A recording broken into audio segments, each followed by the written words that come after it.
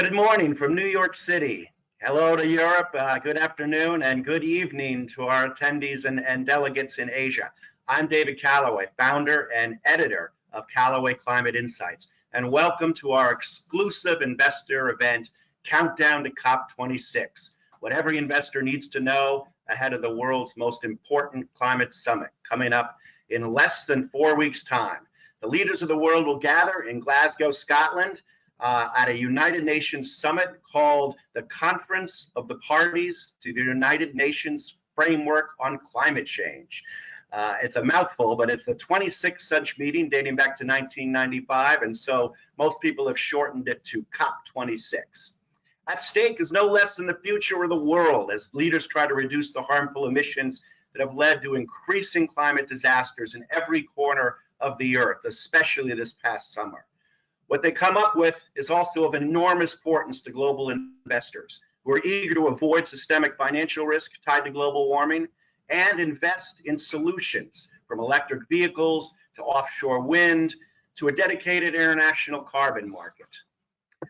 We have speakers and delegates today from Europe, both coasts of the US, and as far away as Singapore, representing investors, entrepreneurs, CEOs, and sustainability executives.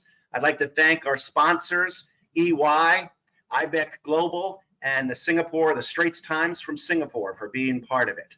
With me today from Dublin, Ireland, to co-host is Stephen Ray, European Bureau Chief of Callaway Climate Insights and former Group Editor of Independent News and Media, Ireland's largest media group. Hi, Stephen, welcome. Hey, Dave, good morning from Dublin, or good afternoon from Dublin, and good morning in NYC. Absolutely. Well, look forward to an exciting conference. We've got a lot of great speakers today, but let's start off with some news. One of the there's 4 or 5 major priorities coming, in this conference that investors are looking for. We're not going to get them all, but maybe we'll get a few. One of them is a deal to reduce or eliminate coal power around the world. That's going to be very difficult. Another is advancement on creation of a carbon market. But one of the ones that's really important is the reason that COP26 exists, which is that the nations of the world come again together to renew their pledges to the Paris Agreement of 2015. And those pledges had in mind an international target of everybody working to keep emissions down so that global temperatures wouldn't rise more than 1.5 degrees above pre-industrial levels. And as we know now, 6 years later, that's going to be almost an impossible target to hit. I think the UN did a recent analysis which said, even if we fulfill all our existing pledges, we're going to be at 2.7, which is frankly catastrophic. And you're hearing in Brussels now that what we might see coming out of COP is a more realistic target being set, something closer to 2%. As bad as that is, at least it's realistic. What are you hearing? Overall, the mood music out of Brussels is quite positive, Dave. Brussels and Europe per se, the European Union want to be the leaders in green technology. They've seen the United States take over and dominate the world in the terms of social media and platforms. And Europe says, we want to own green technology, whether that's blue hydrogen or the tech behind solar and wind. And they see COP26 as one of the platforms where, Franz Timmermans is going to lay out Europe's stall, the whole thing about a hydrogen market, that it should be traded in euros, all that kind of stuff. Europe wants to lead on that. So Europe is going into COP26 very positive. One thing they fear, though, is that in the terms of mitigation, and as you say, there is a push to raise that target to 2% rather than 1.5%, which came out of Paris, and there is a push to raise it to 2.2, 2.3. Now, Europe would see that as a disaster. They would see that as a failure, but they do think that whole thing, the technical term for it is mitigation. They see COP26 being a success or a failure around mitigation, and they believe it's only 50-50% whether they get an agreement on mitigation. So, okay, the mood music is pretty positive, but when it comes down, when Hardy comes to Hardy and it comes down to mitigation, that is where it could win or fail.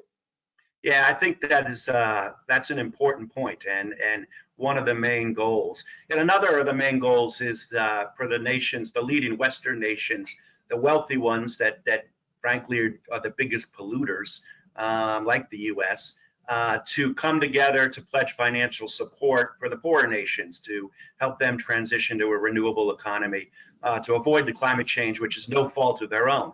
100 billion has been the target. We're not there yet. Do you think we'll get to that target over the COP 2 weeks? I'd be pretty hopeful on that, and I think again that is the mood music that those targets could be reached. I think to your earlier point about coal power, what we're finding in Europe is that wind power is not sufficient to power Europe right now, because the tech isn't there and the wind farms are there, especially the offshore wind farms. And we in Ireland, we should be leaders in that space because our maritime area controls most of the North Atlantic. And if you take Ireland, for example, if Ireland and its maritime area were taken into account in territory terms, Ireland would be the third biggest country in Europe, but we still haven't harvested all that wind power. And we're going to have to, coal plants that were due to close down are going to have to be reopened to fuel Europe's data centers, which 30% of Europe's data rests in Ireland. So we're going to have to restart those coal plants to fuel those data centers. Now that's bad news, in terms of, a commitment to coal when we should be stopping the coal. And then the advancement of the carbon market. I think, Dave, that is going to be the big news out of COP, how we advance that carbon market. What do you think? I'm actually quite optimistic that one of the positive deals coming out of COP will be the advancing carbon market. It was the sticking point in the last two COPs, the one in Madrid in 2019, the one in Poland before that. But since then, there have been a lot of advancements. The European emissions trading system in Europe has become very sophisticated. China's starting a carbon market. California has a carbon market. Even the US government is now talking about some sort of carbon tax as part of Biden's infrastructure program. So the discussions are moving towards some sort of international deal, and I think we might see it at COP. One of our speakers, John Jeffcock, the CEO of Hannon Armstrong, is very close to that in Washington, and he'll be able to illuminate us going forward when we get to him in about an hour. But right now, I'd like to take a moment and introduce our first speaker, our keynote speaker, Valerie Smith. She is the Chief Sustainability Officer at Citi here in New York. Val, thank you so much for joining us. Hi, David. Thanks so much for having me. Val, at the heart of the financial movement towards helping out on global warming are the banks. Right? Bank loans, bank risk procedures. Citi is one of the largest banks in the world, the first largest. It's also one of the largest companies in the world, and you have a massive carbon footprint that I know you've been working to eliminate over the last couple of years. Now you have a new CEO with a bunch of new plans, which I'd like to hear about. But first, let me get to that question about COP. It's coming up. Expectations are super high. And yet we're in the grips of a global energy crisis, particularly in Europe, in China, and India. There's a lot to overcome. Some countries now have started to say they might not send their leaders, South Africa and Australia, for instance. What's the one thing you hope we can get out of COP if there's only one real thing? Only one real thing. I'm going to answer that question with two answers. I mean, I think you and Stephen covered some of the big challenges and big themes, and I do just want to underscore the importance that the sort of channeling finance to emerging markets is beginning to take in broader conversations. It's certainly a key theme at Citi with our emerging markets footprint. But if I had to pick one thing, it would be, can we obtain some quick wins to continue to build momentum and trust? You talked about the further development and commitments related to carbon markets, including a price on carbon. I think that's super important. As I look at some of the pledges coming out of, for example, the G7 hopefully the G20 related to coal and even related to methane. I think that, agreeing on a phase out, a sunset timing for coal, if we could get there, I think that would really begin to, rebuild some of the trust that we need going forward. If we were able to get more countries to also agree to real methane reductions, it's cost effective, it is, responsible use of a resource to not let methane just sort of leak into the air. I think that would also be a real win. So as I look ahead, I look at, the big challenges that you all just laid out, but also can we get some quick wins? And I think it's so interesting to think about sort of designing human and corporate behavior for success and designing negotiators' behavior for success. I think, obviously people who have been on the international stage in these negotiations are well aware of how that's done. And so I'm looking forward to seeing how does that take place within sort of, the UK specific culture as hosts of this grand convening. In France, in Paris, 5 years ago, we saw, so much attention played to that through, making sure that good wine was flowing for the negotiators, making sure the lighting was, conducive to people wanting to stay together and hammer things out. And so maybe in the UK and Glasgow, we'll see, some pub culture come to play in these negotiations. I think sometimes those sort of soft approaches can also be as important as some of the official, the official steps. That will be interesting. I know the pubs will be open despite the COVID threat and the vaccination mandates. It's going to be quite a scene there. The Pope is coming, Queen Elizabeth is coming, Biden's coming, Boris Johnson, the Prime Minister, is probably the best place politician to be host of any event right now with this sense of humor and joie de vivre. I like the way you talked about quick wins because these people come into these conferences and they think there's all the problems of the world are going to be solved, right? And but just having like a series of rat-a-tat-tat-tat quick wins seems like it would make a lot of sense. And I think the one you hit on, methane, is probably one of those quick wins because we started to see some real movement in that in the last few weeks. Tell me a little bit about what Citi has been doing this year. You've got a new CEO, Jane Fraser. She came in and on the very first day, emailed the entire staff, tens of thousands of people, about Citi's climate commitment and how it was going to be enhanced. It was already good. Tell me what's been going on there. Sure. So this has been a journey for a long time for Citi. We have 20 years under our belt, so to speak, in terms of our progress on broader sustainability issues and certainly on climate as well. I think what you've seen from Citi and what we've seen from many of our clients as well, under our new CEO, Jane Fraser's leadership, we've made a number of new commitments and accelerated previous commitments.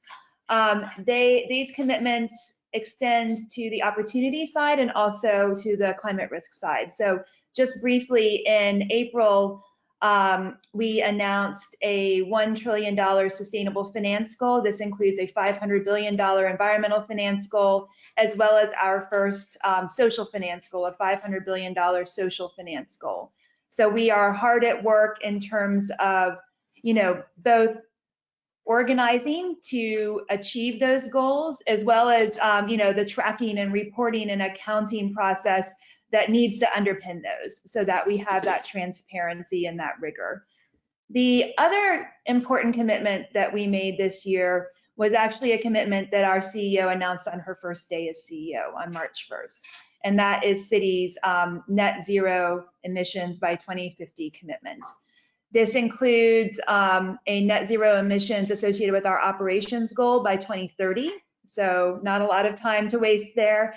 And a net zero emissions associated with our financing, starting with our loans by 2050. This is really the focus for banks in the climate change and net zero space. It's not just what we're doing under our own roof, but it's the impact of our products and services, our partnerships with clients, and how we are measuring, attributing and then, driving down the emissions associated with our financing. So that's been a huge push for us over the past year. Tell me about when you go out and you travel around, to the extent that when you zoom around, I guess, in the last year, and you talk to clients, international clients, what's the general tone of their questions from Citi? Are they worried about risk?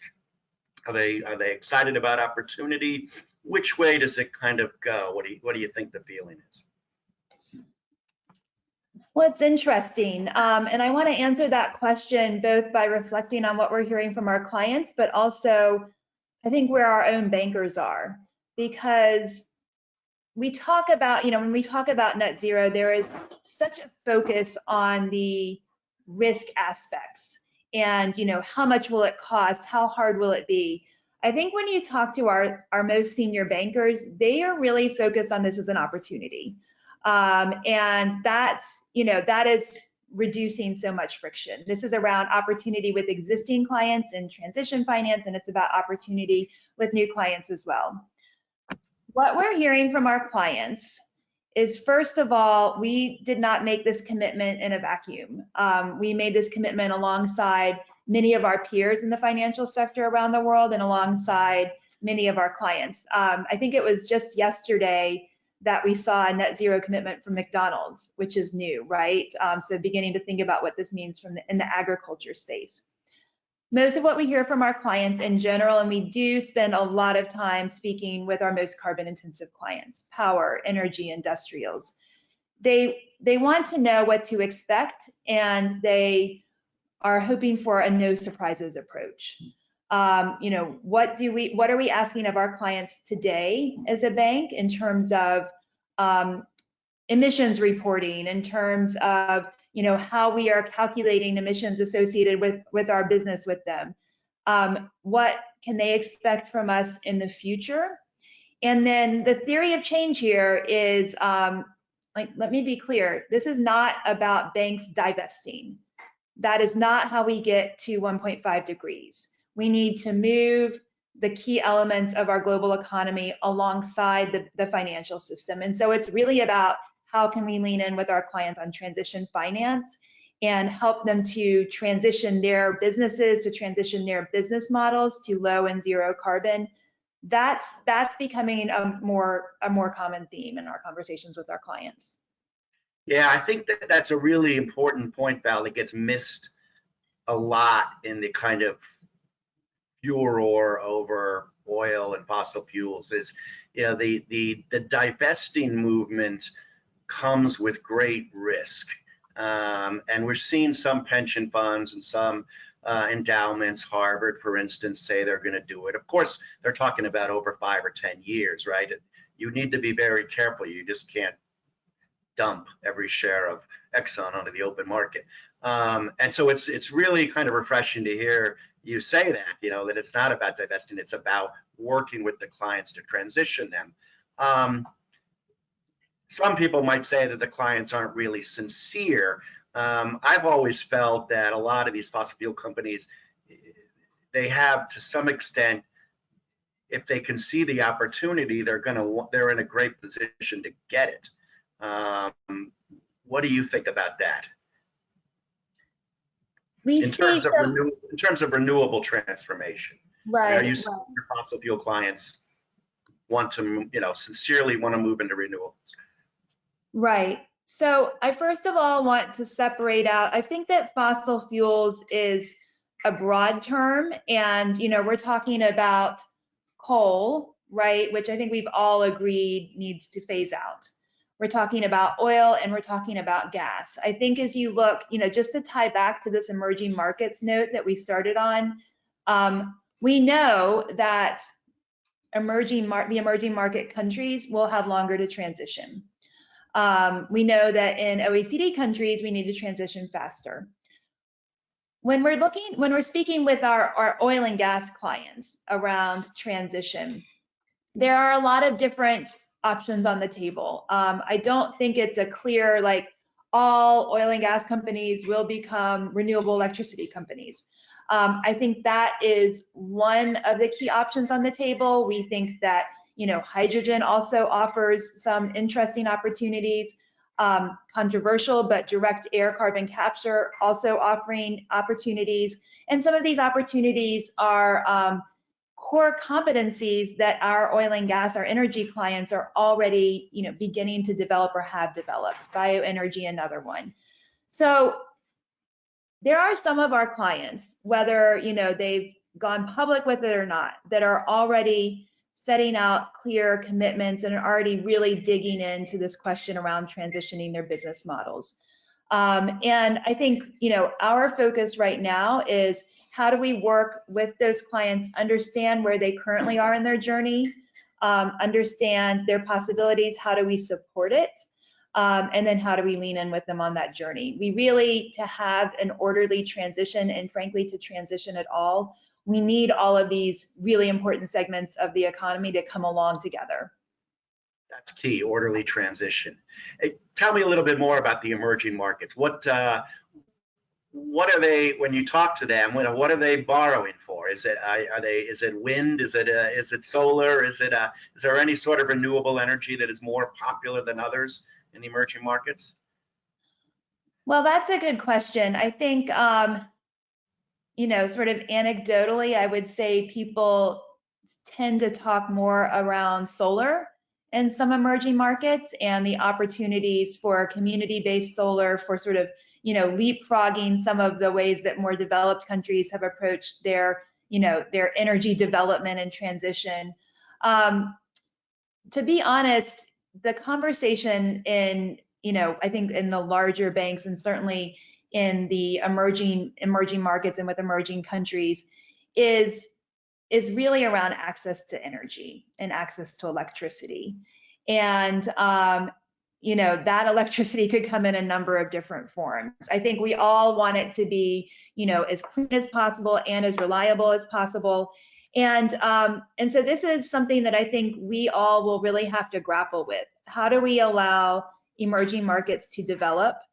How do we allow them to have, more reliable access to energy to do that?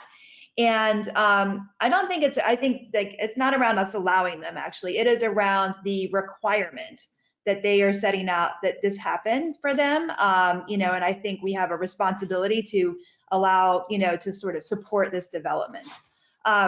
I started out my career in Honduras in the Peace Corps. So I lived for 2 years without some of this access to, water inside the house, to electricity. And, I can say if you're, cooking with a little like gas burner, kerosene burner, if you, have a lantern for your kids to do homework at night. These are fundamental needs, and tying back to the importance of emerging markets and the climate finance commitments, these are needs that will have to be met in order for us to achieve our climate goals. From the Peace Corps to the top of Wall Street, that's pretty impressive. Let's talk about climate finance commitments and particularly financial reporting. I think it tends to get overshadowed in these big geopolitical summits because everybody is pushing about coal and stuff. But one of the biggest movements going on in your world is the move towards more regimented financial climate risk reporting. Banks, for asset managers, and frankly for every company in the world. Right? We've got at least a half a dozen really strong major reporting standards, and then another dozen or 2 dozen starting up that say they're going to be fantastic. And I think one of the things we might get out of COP is that we'll get the central bankers and the financial ministers together and see if we can really hammer out something that banks such as Citi can use, and can investors such as myself or anyone on this Zoom on this webinar can access and make some sense about what the risks are. And we're going to hear later today from the CEO of a company called Cervest in London that is building a really cool financial risk model, which will Iggy Bassi. But in the meantime, do you think we'll get any sort of climate reporting mandate out of COP, or is that something that needs to be addressed on the individual country level? It feels to me like this is like mandated climate disclosure is already happening at the individual country level. And I think you're seeing there are a lot of different levers, like government action, let's just be clear, is extremely important. And action at the international level and action at the country level, including the United States. You're already seeing, however, a lot of other levers to try to push for more climate disclosure as well as standardize it. I think what the TCFD, the Task Force on Climate-Related Financial Disclosure Framework, the Climate Disclosure Framework has done for us as a community is, to really set out guidance for how companies, and indeed countries should be organizing their thinking and disclosure around climate change. I say, since we're going through the process with our net zero financing methodology right now, right? It is really complicated, and it all starts with good climate data.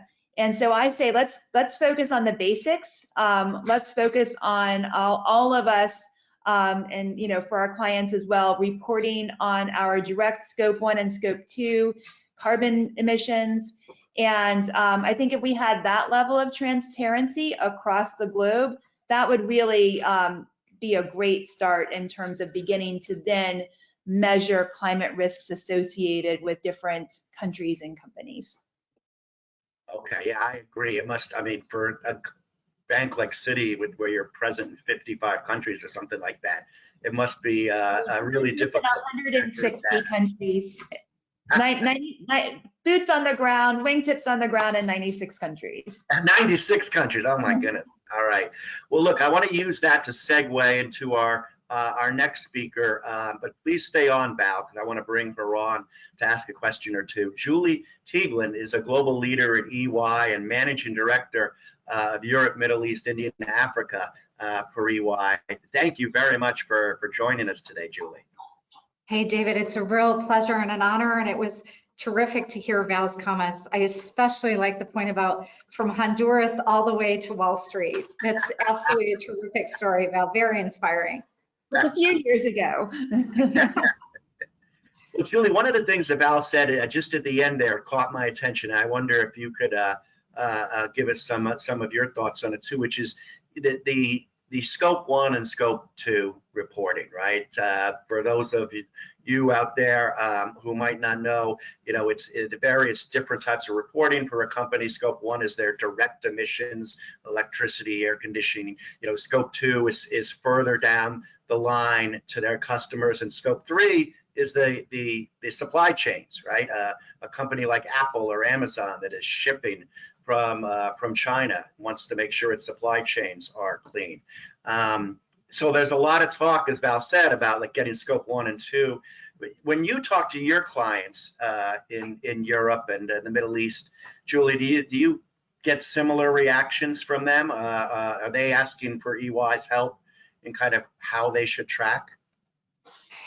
Yeah, absolutely, David. And not just on Scope 1 and Scope 2, but equally trying to get their arms around Scope 3. Scope 3 is more difficult. It's less in their remit, but you probably realize that on the back of the COVID pandemic, there is a huge level of focus on supply chain and supply chain redesign.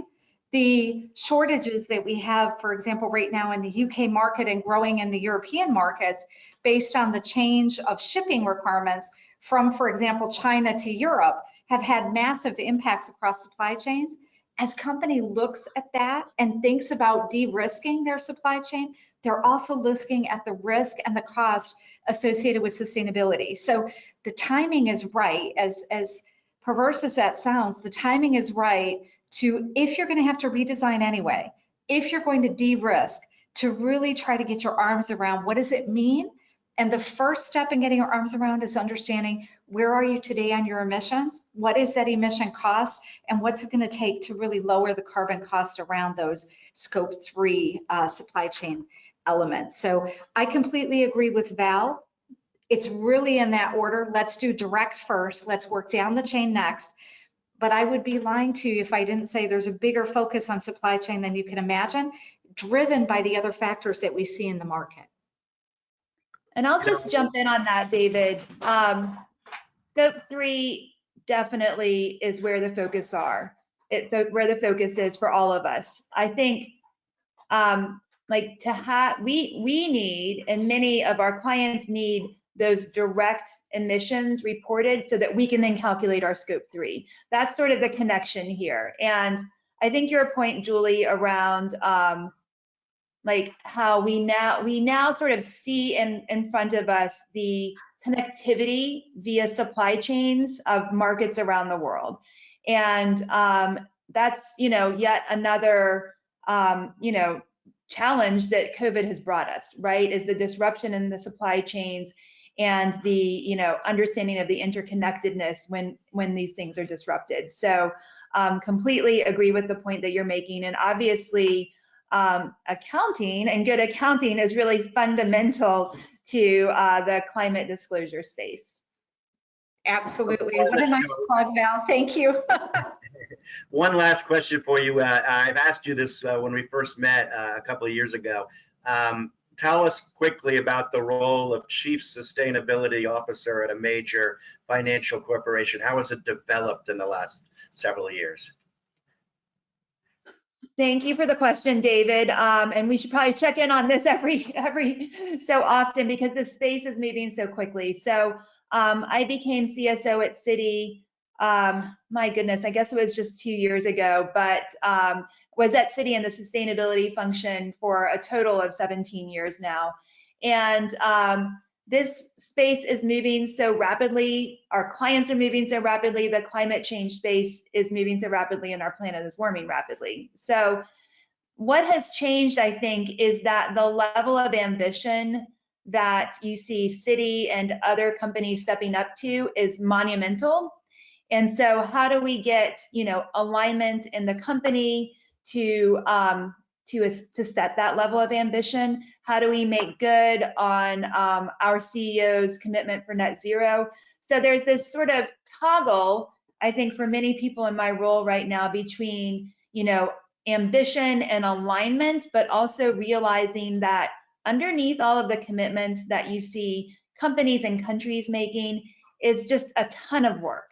And so we're constantly having to sort of, you think big, but then you understand that we really have to also be focused on execution. So it's using all those different parts of our brains, if you will.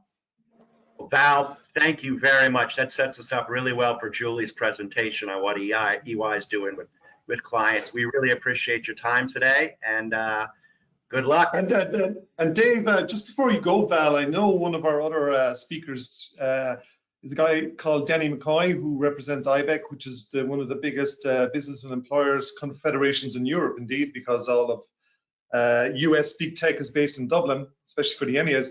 And Danny, funnily enough, wrote a thesis 30 years ago on sustainability and climate, which has weathered time really well and is still very relevant today. I think, Danny, if you're there, I know you'd just like to jump in for a quick question with Val. Oh, there he is. There you are, Danny. Hello, Danny. There we go. Hi there. How's everybody? Good to see you. Thanks, Stephen, for the aging me so. Val, I guess my question is, and I think this is really going to become significant as we run into the 2030, and just in the Irish context, in the next couple of weeks, corporations are going to receive carbon budgets. Right now, it seems to me that the game has been very eco-centric, right down to insisting that countries will have a moral obligation to do the emission reduction inside their borders when clearly it can be done much more cost effectively elsewhere. Our dairy industry has been a classic example of that in the Irish context, a modernized dairy industry. Do you see technocentric views starting to come back much more to the fore to push back those limits to growth? Or are we now consigned to having an ecocentric view, which is going to be devastating actually in the short term for many businesses? Interesting. So let me see if I understand the question. So technocentric being that technology will continue to drive forward ambition and drive forward solutions versus a pivot from that?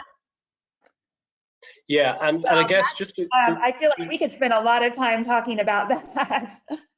Well, to encapsulate it slightly differently, Val, we know that the production function depends upon various forms of capital, where natural capital is one, but then we also have human capital, social capital, technological capital, financial capital. The ecocentric view of the world basically puts natural capital as being non-substitutable by any of the other forms. And therefore, this binding constraint means that right now, we can't argue that we can put technology to push back some of the boundaries of even fossil fuel, but that we fund the human capital in other jurisdictions, like developing countries, where it may be cheaper to extract the emissions, but we can actually satiate some of their needs for social and human capital in those societies as well. Right now, we seem to be caught in a fix where it's a moral imperative that you do it inside your border. Right, that's such an interesting question. Can I answer both? I do think that, you know, we're talking about COP26. We're talking about both international connectivity, but also, I mean, I think it's more than a responsibility of many countries. I think it's an opportunity, and I think it's, you know, an imperative to have international stability. So I would say, I would agree with you that an eco-centric approach is really where we need to lean in on. We cannot assume that technology is going to solve this for us. Human ingenuity leads to technology that will have some benefits. I think when I think about how we reduce our emissions and really tackle climate change, I approach it with an all of the above mindset. I think, you know, we have to have nature-based solutions. To the point that you've made, this could have a lot of co-benefits in terms of development and, you know, preservation of nature and biodiversity. We also are going to have the technology fixes. And I would say, you know, if you look at all of the ways to generate, you know, net zero electricity, if you look at all of the ways to, you know, mitigate the carbon that's already in the atmosphere, I think they should all be on the table. And so I would say, let's lean in on the ecocentric and the human-centric, but let's accept that the technocentric approach has to be part of the solution. All right, great answer. Great question, Danny. We'll look forward to hearing from you shortly.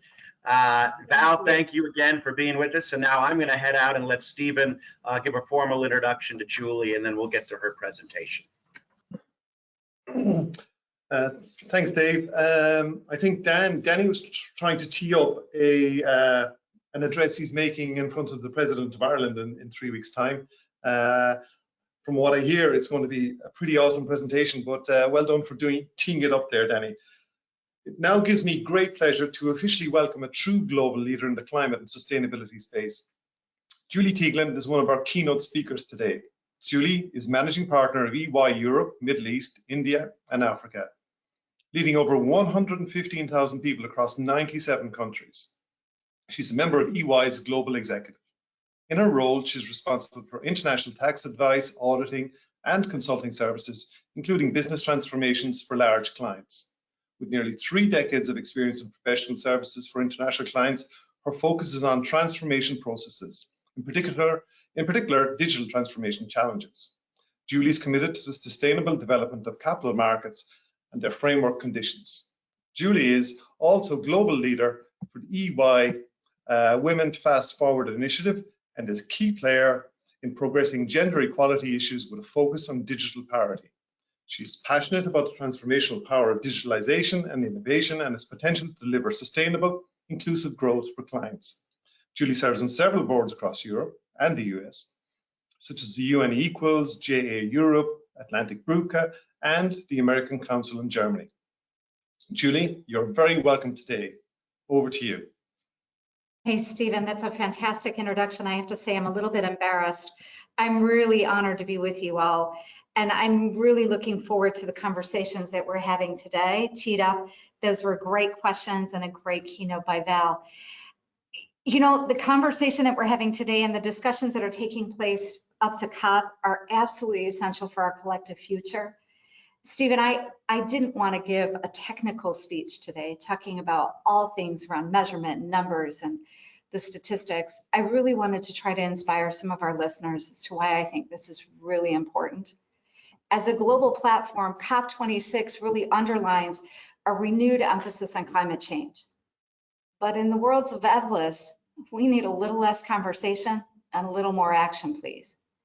It's going to take concerted action to ensure the health of our planet, the well-being of our people, and frankly, our future prosperity. I want to talk to you about how we at EY believe the dialogue needs to change. We need to evolve the way we talk about sustainability from really a reporting or numbers-led conversation to a value-based narrative. Why? Because we think a shift in that focus from cost towards opportunity is going to be the catalyst for action. You know that modern neuroscience suggests that when it comes to motivation and motivating action, rewards might be more effective than any type of punishments. To reap rewards in life, whether it's a piece of cherry pie or a promotion, we usually need to act rather than avoid.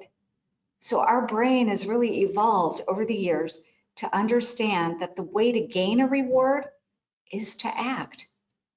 If we want to drive action on climate change, we need to start talking about the upside in a clear, concise, and simple language. When our brain understands that there's something to gain, it triggers action. Sustainability is a responsibility, a big responsibility, but it's also a business opportunity.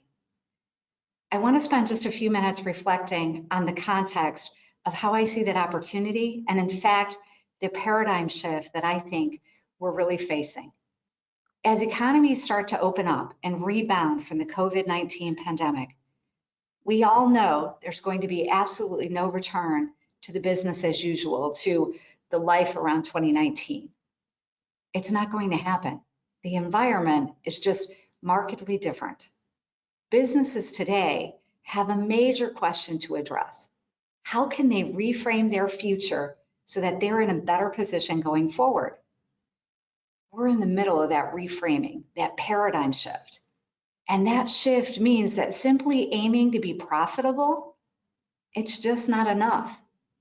And if there was ever a week that demonstrated it, when you read the news, whistleblowers who are talking about companies that are merely focused on profitability, it's clear that we're in the middle of that shift.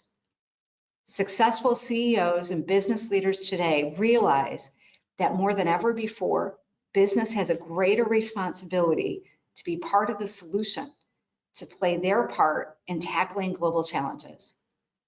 All around us, success is being defined very differently. Growth has to be sustainable. It has to deliver value that benefits all stakeholders, employees, shareholders, and wider society. This is the context in which CEOs and other leaders need to take a pause, take a step back, and reevaluate, and really define the purpose of their business. And that purpose has to contribute, make an impact in the wider world. That's the imperative that's coming, ensuring that our world is going to be sustainable. We all know the world that we live in. We live in a rapidly warming planet. Climate change is real and a present danger for many, many people. Businesses today need to articulate their purpose and ensure that decision-making within the organization is clearly aligned with their purpose. That's what we call purpose-led growth.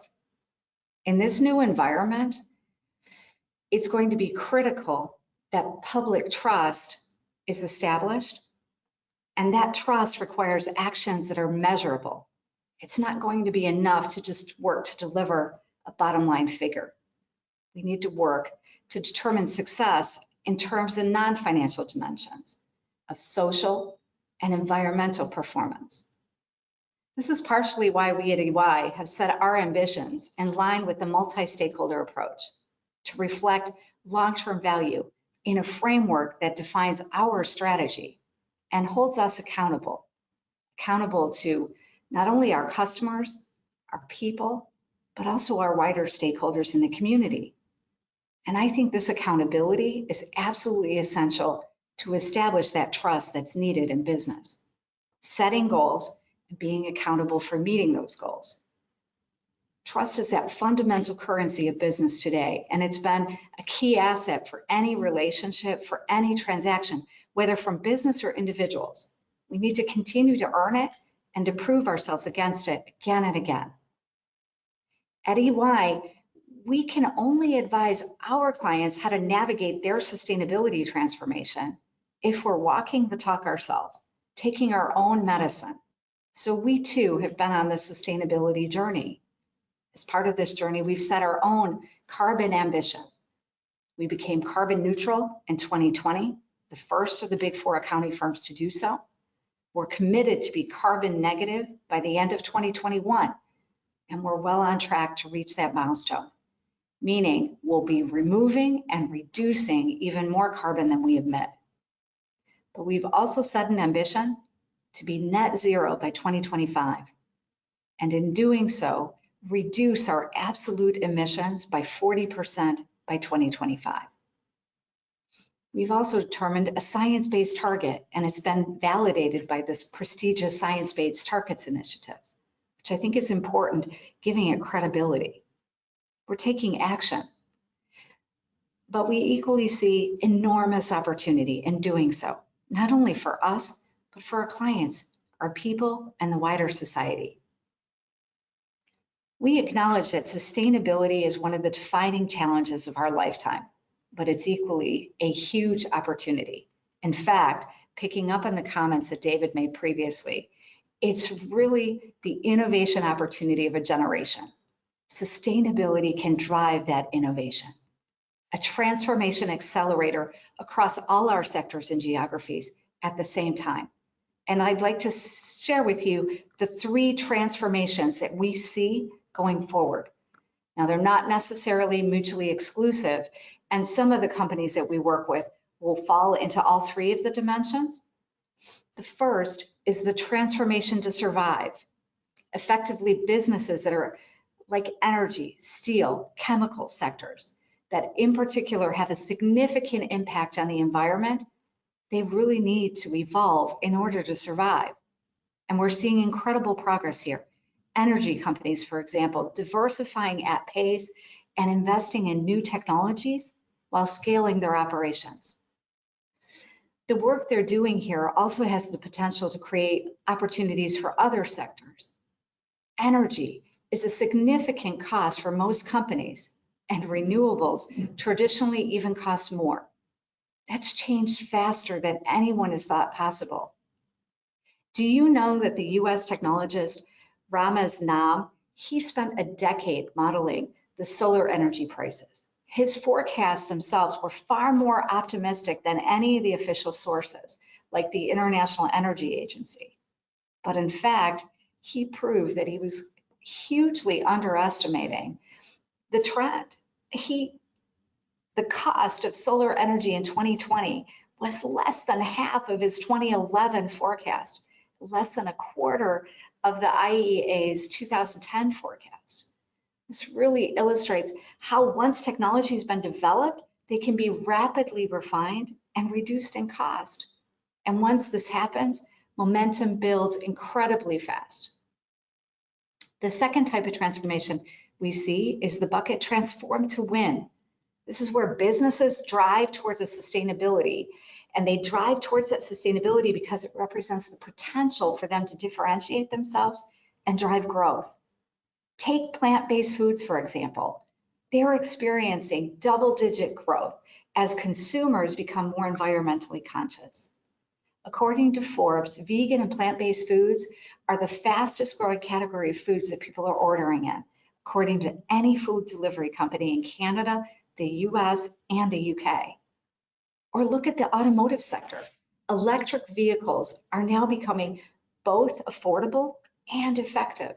Consumer attitudes are changing and regulation is accelerating so that there's a trend that cities like London can adopt even more ambitious policies for lower emissions.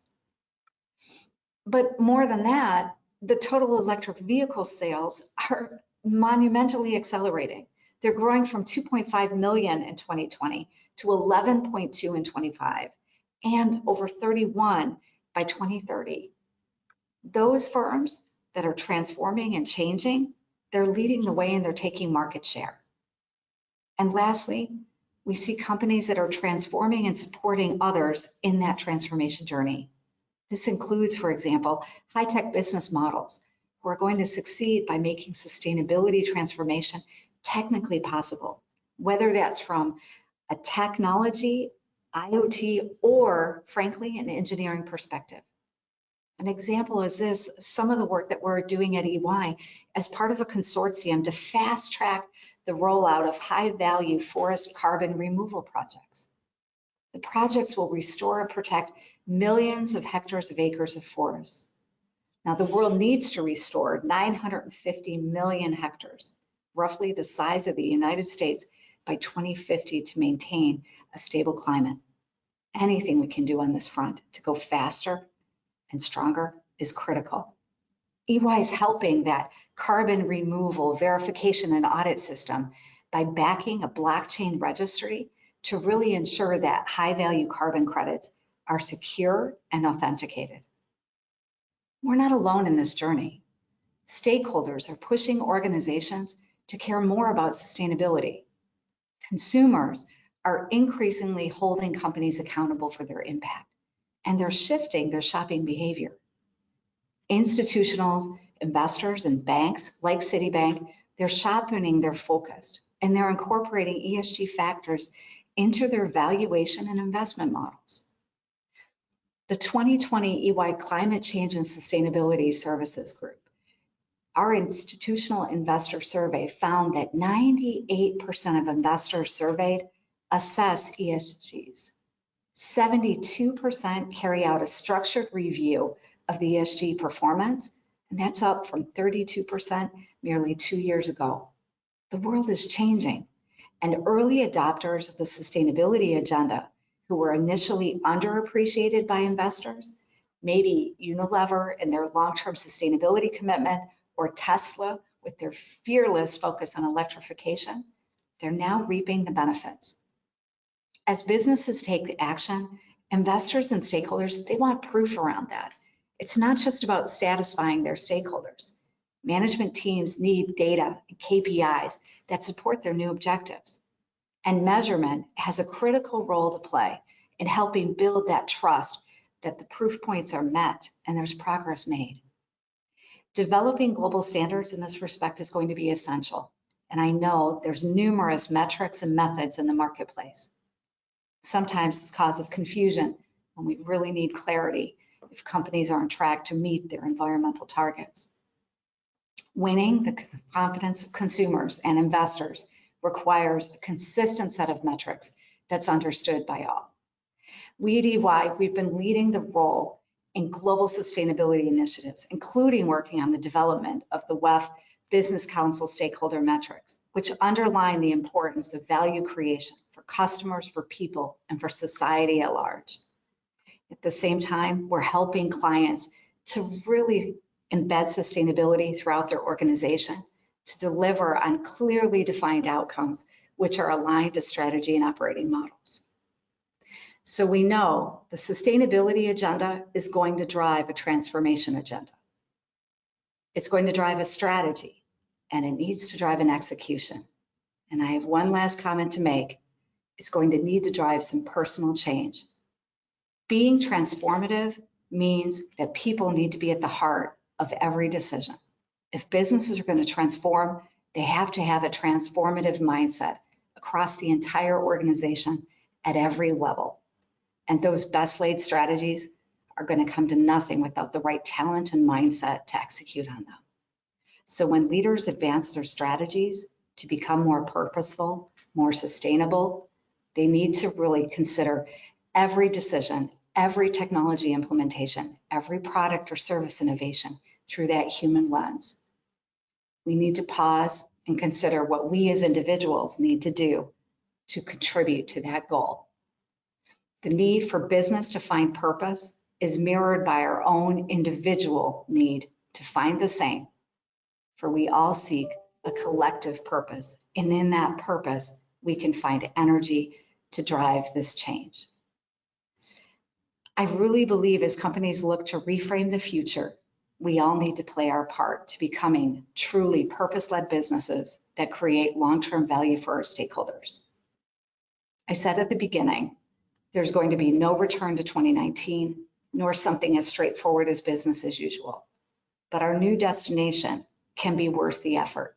Sustainability can provide a competitive edge, a way for us to be faster, stronger market position, and greater longevity. It can be rewarding despite the challenges. We all need to go on that journey, a journey together to be a more sustainable future. And for EY, it's only one of the ways that we seek to fulfill our purpose of building a better working world. Stephen, over to you. Thank you very much, Julia. That was a pretty powerful address, and dare I say it, pretty energizing as well. So thank you very much indeed.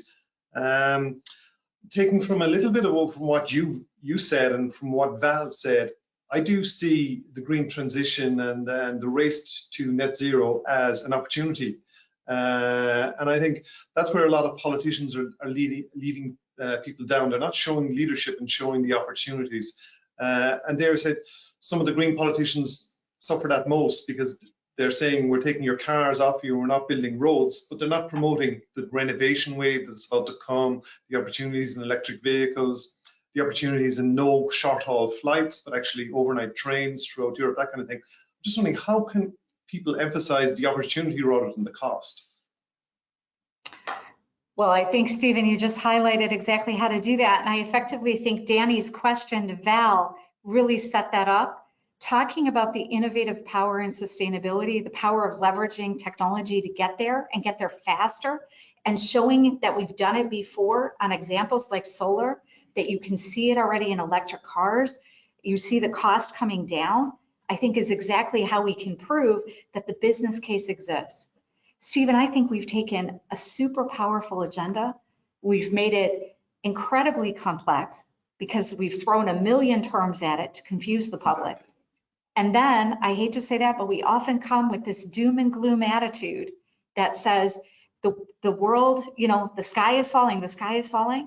That is not going to pay people make the individual changes that we need to make. We need every individual to change their habits, whether it's changing the way they eat or the way they drive. They need to view it as an opportunity to experience something new, an opportunity to have it ready at your fingertips when you need it, an opportunity to have it go quieter, more soundless and more efficient.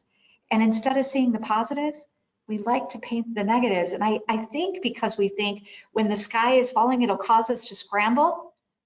I think we've got to turn this around. And I'm really hopeful that COP26, at least my hope would be we get a little bit of the positive mood music out to really convince the wider population, yes, we need to do it because some economies are really in danger and some people are in danger, but we need to do it because it's going to benefit all of us. And there's an enormous opportunity in employment, in industry, in innovation that we haven't even experienced before. Mm-hmm. I feel this side of the story isn't told enough. And that's why I apologize as an accounting firm, as EY, I love to talk about numbers. Stephen, you know that. I love to talk about risk and compliance and all the sexy things that get me all excited. But if we don't find a way to make things simpler and to make them more positive, we're not going to get individual actions, and it's going to take that collective action to make a difference. So I was hoping with my very little contribution here that I could inspire you a little bit to action. Julie, I thought it was fantastic. I think you hit the nail on the head. sustainability needs to be about opportunity and not about a chore or something that must be done or imposed on people. And I like the way you tied the stakeholder economy into the whistleblower Facebook news of the week. 20 years ago, people would have reacted to that and just said, well, that's what businesses do, make money. Right? But you could tell from the reaction, everywhere. My nieces and nephews were arguing about it at dinner the other night, that that's just not the case anymore. Very good point, good presentation. And I think it segues well into our next panel. Dave, I just want to ask Julie one more question, and maybe Danny might come in as well, because I know Danny's a big proponent of stakeholder versus shareholder. I'm just wondering, Julie, you're quite right. There's no going back to 2019, and that's quite clear. But I'm just wondering, what are clients coming to you and asking you? How can we get to carbon zero? What do we need to do? Where are the opportunities? What kind of questions are they asking you, and how you guys can help them? I actually think the biggest question, Stephen, is around, I'd love to say it's around reporting and metrics. It's not. It's around capital allocation. This is a capital allocation question. How do I decarbonize my business the quickest possible way, and how do I make it affordable over time? And what we try to do at EY, from the strategy all the way down to the talent impact, is really outline that roadmap and that path, looking at the strategy, evaluating the op model, reassessing the support functions, and then looking at how does that strategy motivate the talent and the people? How do we get everyone behind that? And Stephen, that's really what we're doing. And some of that is, yes, changing supply chains. Some of that is redesigning the strategy for decarbonization in mobility. Some of that is, inspiring the talent that we're on the right journey. And I hope, picking up on Danny's point, some of that is saying you got to drive more technology, more innovation in the right way to accelerate your journey. But a lot of the questions today, we need to be really realistic. It's about capital allocation. How do we help firms get to carbon neutral faster? They all want to do it. I really believe people want to do it. It's a question of balancing it out over the years, that it can be affordable and a positive journey for all along the way. And I hope that makes sense. I think, Danny, that ties into the comment you were making before with Val. Yes, it certainly does, Julie. And Dave, just sorry, don't want to stretch the time, but your point about your nephews and nieces, I think when we look at the hashtag movements, we're talking about collectivism. And even for corporates, corporates tend to set their own sustainability targets, but when you talked about scope 3 earlier on, sometimes it's just moving, squeezing the balloon and pushing it on somewhere else. And I think that collective action will be required, but our systems aren't really structured for that type of narrative, corporate to corporate, in a shared pool, common pool.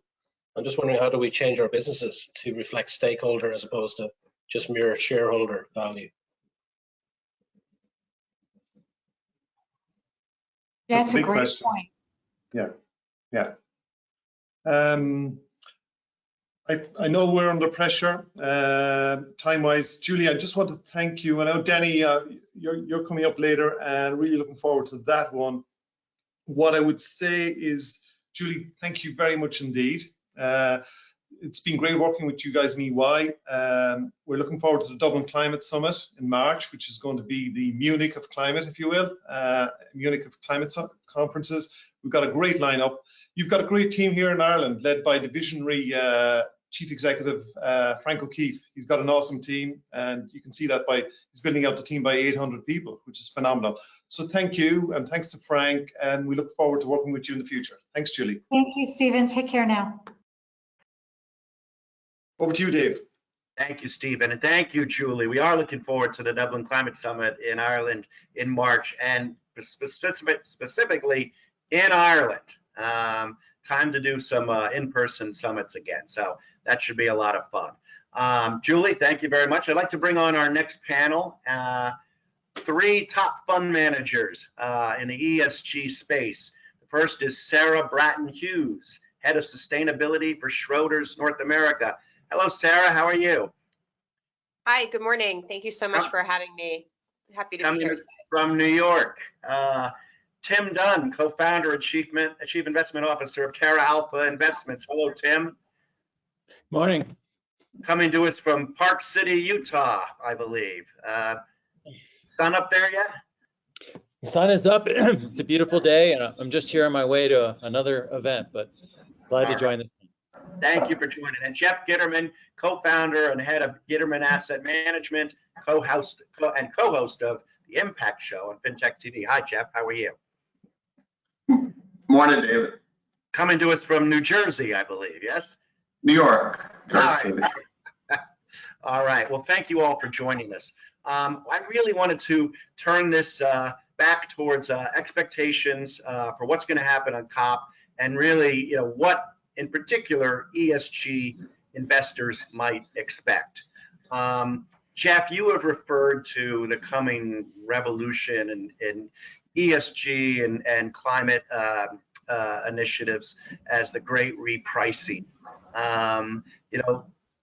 Indicating that there's going to be a lot of movement in markets going forward. Do you think anything is that we'll see anything coming out of COP in Glasgow that particularly investors should pay attention to? What are you looking for? I mean, I wish investors were paying attention to COP26 would be my first statement. I think, unfortunately, advisors and investors in the US are woefully behind on even knowledge of the Paris agreements in COP26. I do think that there are some important things going on at COP26 that could affect investors, and advisors need to be paying more attention to it. But I just unfortunately don't think that they are right now. We certainly are as investors, and we look towards our experts like Sarah to help us guide us on what's going on, and certainly reading your column, David, to keep abreast of it. But I mean, I think, like a lot of the prior panelists said, the race to be able to manage what you can measure is the most important thing that we are focused on. And that's why we call it the great repricing, because we believe that the ability to measure these risks and emissions and other things that we're focused on, including even at our conference, working with companies like Planet that have, satellites spread out over the entire globe, so that you can look at where forests are being depleted. All of this data that's coming to the surface, I think, is what will drive the great repricing. Because once we can really get a good look at that data and it gets incorporated into our rating systems, our reinsurers, then it starts to force repricing of assets.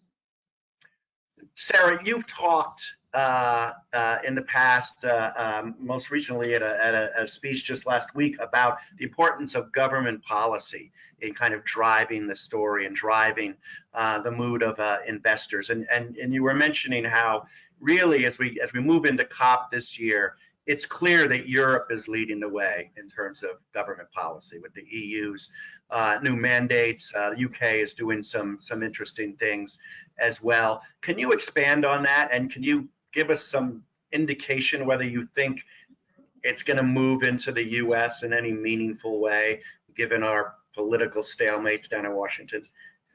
Sure. So a couple of things on that. I think that we're really in this inflection point for sustainable investing, and this policy is sort of the key driver, but it's actually what has made sustainable investing move from niche to mainstream, because that is what's driving the great repricing. You're seeing all these capitals inflow, you're seeing the potential for carbon prices on a global basis. So you have really three defined forces. You have end client demand, you have increasing ambitions of institutional and retail investors to really be best in class, taking a broad look at sustainability, but also looking at climate across their portfolios. You're seeing increasing number of net zero commitments from the institutional investor community. And you have the economics piece of it, which Jeff just so eloquently highlighted. And then just to move on to the policy piece, that's what's really driven sustainable investing and moved it into the mainstream conversations. And why is that? The EU has put their flag in the ground with their sustainable taxonomy. They're really leading the way, but they are not the only ones. Very quietly last December, our neighbors to the north here, from a US perspective, our neighbors to the north put out the most ambitious carbon pricing scheme on a global basis with $175 a ton by 2030. You are also seeing consultations, whether it be in Brazil, Singapore, Hong Kong, from their financial authorities on how to think about sustainable investing. Then on the governmental side, you've seen net zero commitments happen from a global basis, where you've seen, you know, Japan, South Korea, China, all making significant net zero commitments. We all know ambition doesn't mean action. And I'm hoping to see a lot more action coming out of COP26. Now for the US, I left us out of that on purpose, because we are really the wild card in this whole game, right? From a policy perspective, we have the ability to really accelerate the global markets. And I think all of us on this call are anxiously awaiting what comes out of the SEC and the DOL, which in my perspective is imminent. It will be within days, within a week. We'll have some more clarity from a US perspective, hopefully going into 2026. You think it'll come out before Glasgow? Yes. Okay. I mean, I never know with government. I never try to call politics through the government, but I'm optimistic that it will come out before Glasgow. Now, Jeff knows me well. I'm always optimistic, so you might want to take some of that with a grain of salt, but I think it is imminent at this point. We know at least the DOL proposal has been at the White House since August, so I think it will come out prior to that. It makes sense because it would help set the stage a little bit, you know, for you know, for a couple of, as Val said, quick wins ahead of and into COP. So that makes a lot of sense. Tim, we've talked in the past, and a lot of Terra Alpha's holdings are in Europe. You have a background working in finance in Europe. Some of the big wind companies. You also have some of the big tech companies in the US. Can you briefly just describe the criteria you use to select your investments at Terra Alpha, and then spin that into kind of how you expect them to perform in the post-COP world? Sure, and pleasure to be on and talking to you all. So Terra Alpha, it's kind of has the luxury of being a relatively new firm with a lot of back experience prior to joining. So forming the firm, we started in 2014, and I had, as you know, I had been managing large pools of money at Capital Research, which is one of the world's largest active equity owners, and decided to form Terra Alpha to kind of have a differentiated new way of looking at companies, which is what many firms are, you know, existing firms are now evolving their own investment processes to build in the things that we could do from scratch because we started from de novo. So in terms of our approaches, we kind of start with the planetary boundaries and the recognition that those are real, and that's where we have to go as an economy to reach sustainability in terms of how we utilize those resources and impact them, and then work our way then backwards into identifying companies that are actually building themselves and changing themselves, transforming themselves to align with those long-term sustainable realities. Because we can't really argue with the planet, right? It doesn't really care. It's going to do its thing, and we're overusing and overtaxing all the natural resource systems of the planet already. And I know we're supposed to be optimistic. Julie made a good point. We should be optimistic, but the reality is we've been trying to optimistically evolve our approaches to this for 26 years, hence COP26, and it hasn't exactly achieved the goals we want. The reality is the planet's speaking up now. We need to be doing something about it. So that's our approach is, to look at each company one at a time using the information they provide, which thankfully, thanks to a lot of work from a lot of organizations, is getting better and better and more informative and more helpful, but still takes a lot of time and analysis as it currently exists to really fully assess a company. So that's kind of just a background to how we approach it. It's not really that different from many other asset owners and managers out there. We just happen to have the ability to just kind of start from scratch and do it solely that way. And I guess going back to what I see happening in Europe and COP26, we didn't start Terra Alpha with the assumption that we'd be saved by regulation and public policy. In 2014, it sure didn't feel that way. It was likely. And then along came Paris in 2015, and frankly, everyone was a bit surprised that actually that turned out to be a successful COP. And then we've had obviously the last 5 years where we kind of lost a little momentum, and now we're getting it back. I agree with Jeff and Sarah that we should see some interesting developments. I think we should be tempered, though, that many of the big announcements from the individual countries about new commitments they're going to make have already been made in terms of the Western powers. And sadly, we're not going to see much, I don't think, from China or India on that. That'd be great.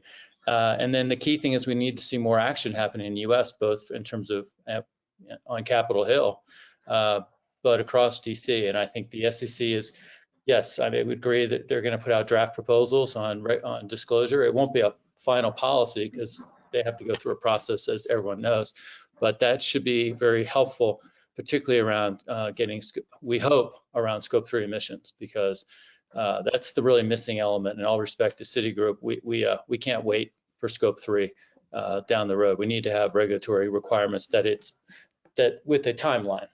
And then the last thing I would say is, there is some excitement about more commitments around carbon pricing, which has lost a little momentum in the U.S. and maybe with COP can get it back. So I'll stop there. Yeah, I do think we're going to see some movement on carbon pricing, especially if you look at some of the prices in the last couple of weeks in the European trading system, emissions trading system. In the UK in particular, it's up over $100, 75 pounds. So there's some action going on there. I want to throw out a question to the whole panel. Ann Simpson of CalPERS told our columnist Marsha Vande Berg last month in an interview that for her the holy grail of any big summit or a COP agreement coming together of nations would be improvements in climate risk disclosures to the point where companies would be required to include them on their financial statements. Any hope of seeing that coming out of this event? Sarah? I think she probably said it was the Holy Grail and reused that term for a reason, because you have to have a significant amount of global coordination to do that on the global scale, and I just don't think we're there yet. I think the SEC has a real opportunity here to potentially come out with that framework. It will be interesting on how they do it. Will they be looking at sort of a core group of metrics for all companies to report regardless of size, right? We have to remember there's a very large spectrum of size of companies and resources with them within our own economy and all of the global economies. Or will it be a core set of metrics complemented with something like TCFD? So I think all eyes are really on the SEC, but I actually think they have an opportunity to set a standard from a global perspective on corporate disclosure. Anyone else? I would just agree, and not only that, but we're starting to see companies like Salesforce and Microsoft demand through their supply chain the emissions reporting, and obviously Salesforce is already also putting out a tool to be able to do that. So I think mandating their own vendors first is important to the success of that tool getting out to the more public marketplace. But it does show you that leaders in the U.S. as from a corporate standpoint are leading the way, and I think we're at this convergence, like Sarah was saying, of not just regulation but litigation across the globe against fossil fuel companies that's driving response to this, and also obviously the physical risks that we're seeing across the globe are exacerbating. But I think we have a real opportunity as corporate citizens in the U.S. to lead the way, and then hopefully the SEC reinforces that. David, let me what I would add, and it kind of ties back to something I want to say about the lead up to COP, because I think one of the most powerful things that's happening in 2021, and and I think particularly within the investment world for us, is the momentum it's put on net zero commitments from companies and now asset owners and asset managers, and the approach then that is putting a pressure to commit to science-based targets. And for a company or an asset owner, asset manager, these are very fairly rigorous protocols that we have to, you can't just say, sign something and say, we commit to it. There's actually a lot of work that has to go into it. And at the company level, the most important thing is the science-based targets are an alignment of the business to a 1.5 degree scenario. And it includes a requirement if the business has more than 40% of their emissions profile is in their supply chain, scope 3 reporting. And that is a hugely powerful tool, because for most companies, most of us, the larger companies around the world, they do have that, they will meet that standard. They will have to report on scope 3. And that is information that's going to be very valuable, not just for us to know, but for companies to have to then manage. And that's where you get this collaborative global initiative, because many of the supply chains serve obviously many companies. So there's a lot of forces now that are going to push to have better disclosure and then management of an approach and a plan to actually achieve those goals. And that's probably the most powerful thing I think I've seen from lead up to COP, is the momentum to build to get more companies committed, and in asset owners like ourselves, and I think Schroders, and I don't know, I'm not sure, Jeff, if Gitterman has signed up as a net zero asset manager, but it's it's sort of a game on, right? You're either in or you're not. Right. I was going to say, I think that's super important too when you think about the power of the asset owner and asset management community, because actually, if you look at our scope 1 and 2 carbon, it's very small. You add in scope 3, which is our financing activities, and we bump all the way up to the 3rd most exposed industry. So I think that is super. It is a very super important point, Tim, that you just made there, particularly amongst asset owners and asset managers. And I would be remiss if I didn't let everybody know that Schroders ourselves is going to be releasing our science-based target up into the lead up of COP26 as well. All right, we'll look forward to that. Yeah, I think we're going to see a lot of announcements like that and things coming out that are going to generate some positive, like Val said, quick wins. ESG stocks in general, right? It's a big framework, right? There's all sorts of sectors. There's electric vehicles, there's wind, there's solar, there's carbon storage and battery and stuff like that. But in general, haven't had as good a year as they did in 2020. Market's been up despite the inflation worries of the last couple of months and the turmoil in the last few weeks. But ESG stocks in general have been a little lower. Where do each of you see an opportunity going forward as we move towards the end of the year and into 2022, in terms of kind of what sectors you're more interested in, or what companies, like Tim said, in particular sectors? So I would just like to clarify, if you don't mind, David, that to me, there is no such thing as an ESG stock. So I just want to say that. I also, a lot of times people refer to ESG investing, and to me, there's no such thing as ESG investing either.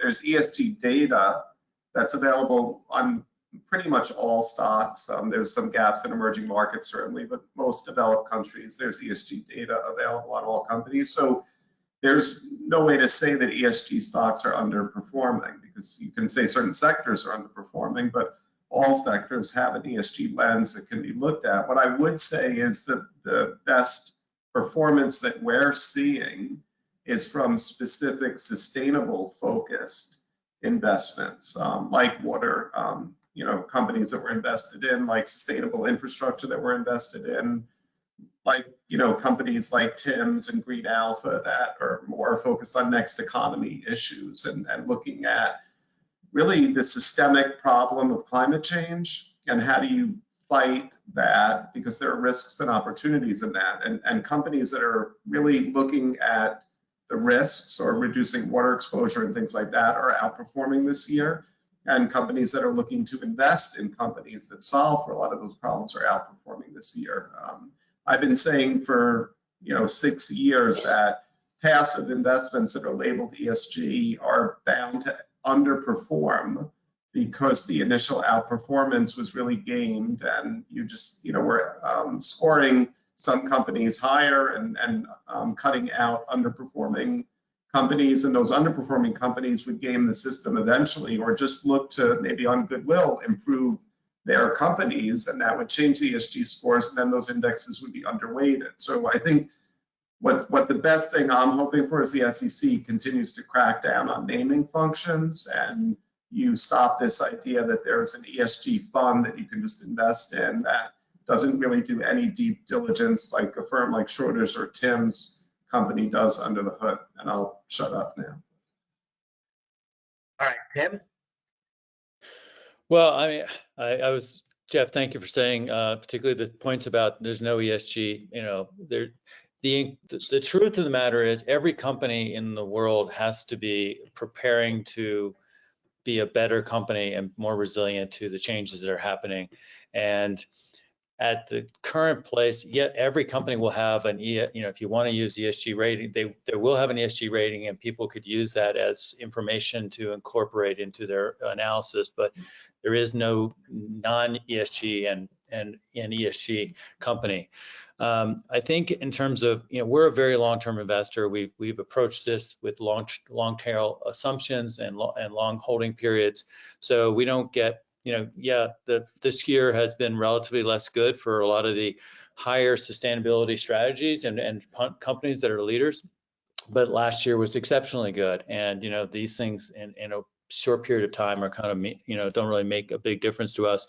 Fundamentally, the things that are driving the transition to a more sustainable economy are speeding up, and the opportunities risks are both going up. So we just try to focus on the businesses we think are in best placed, and the stocks will happen. The stock market will do what it does.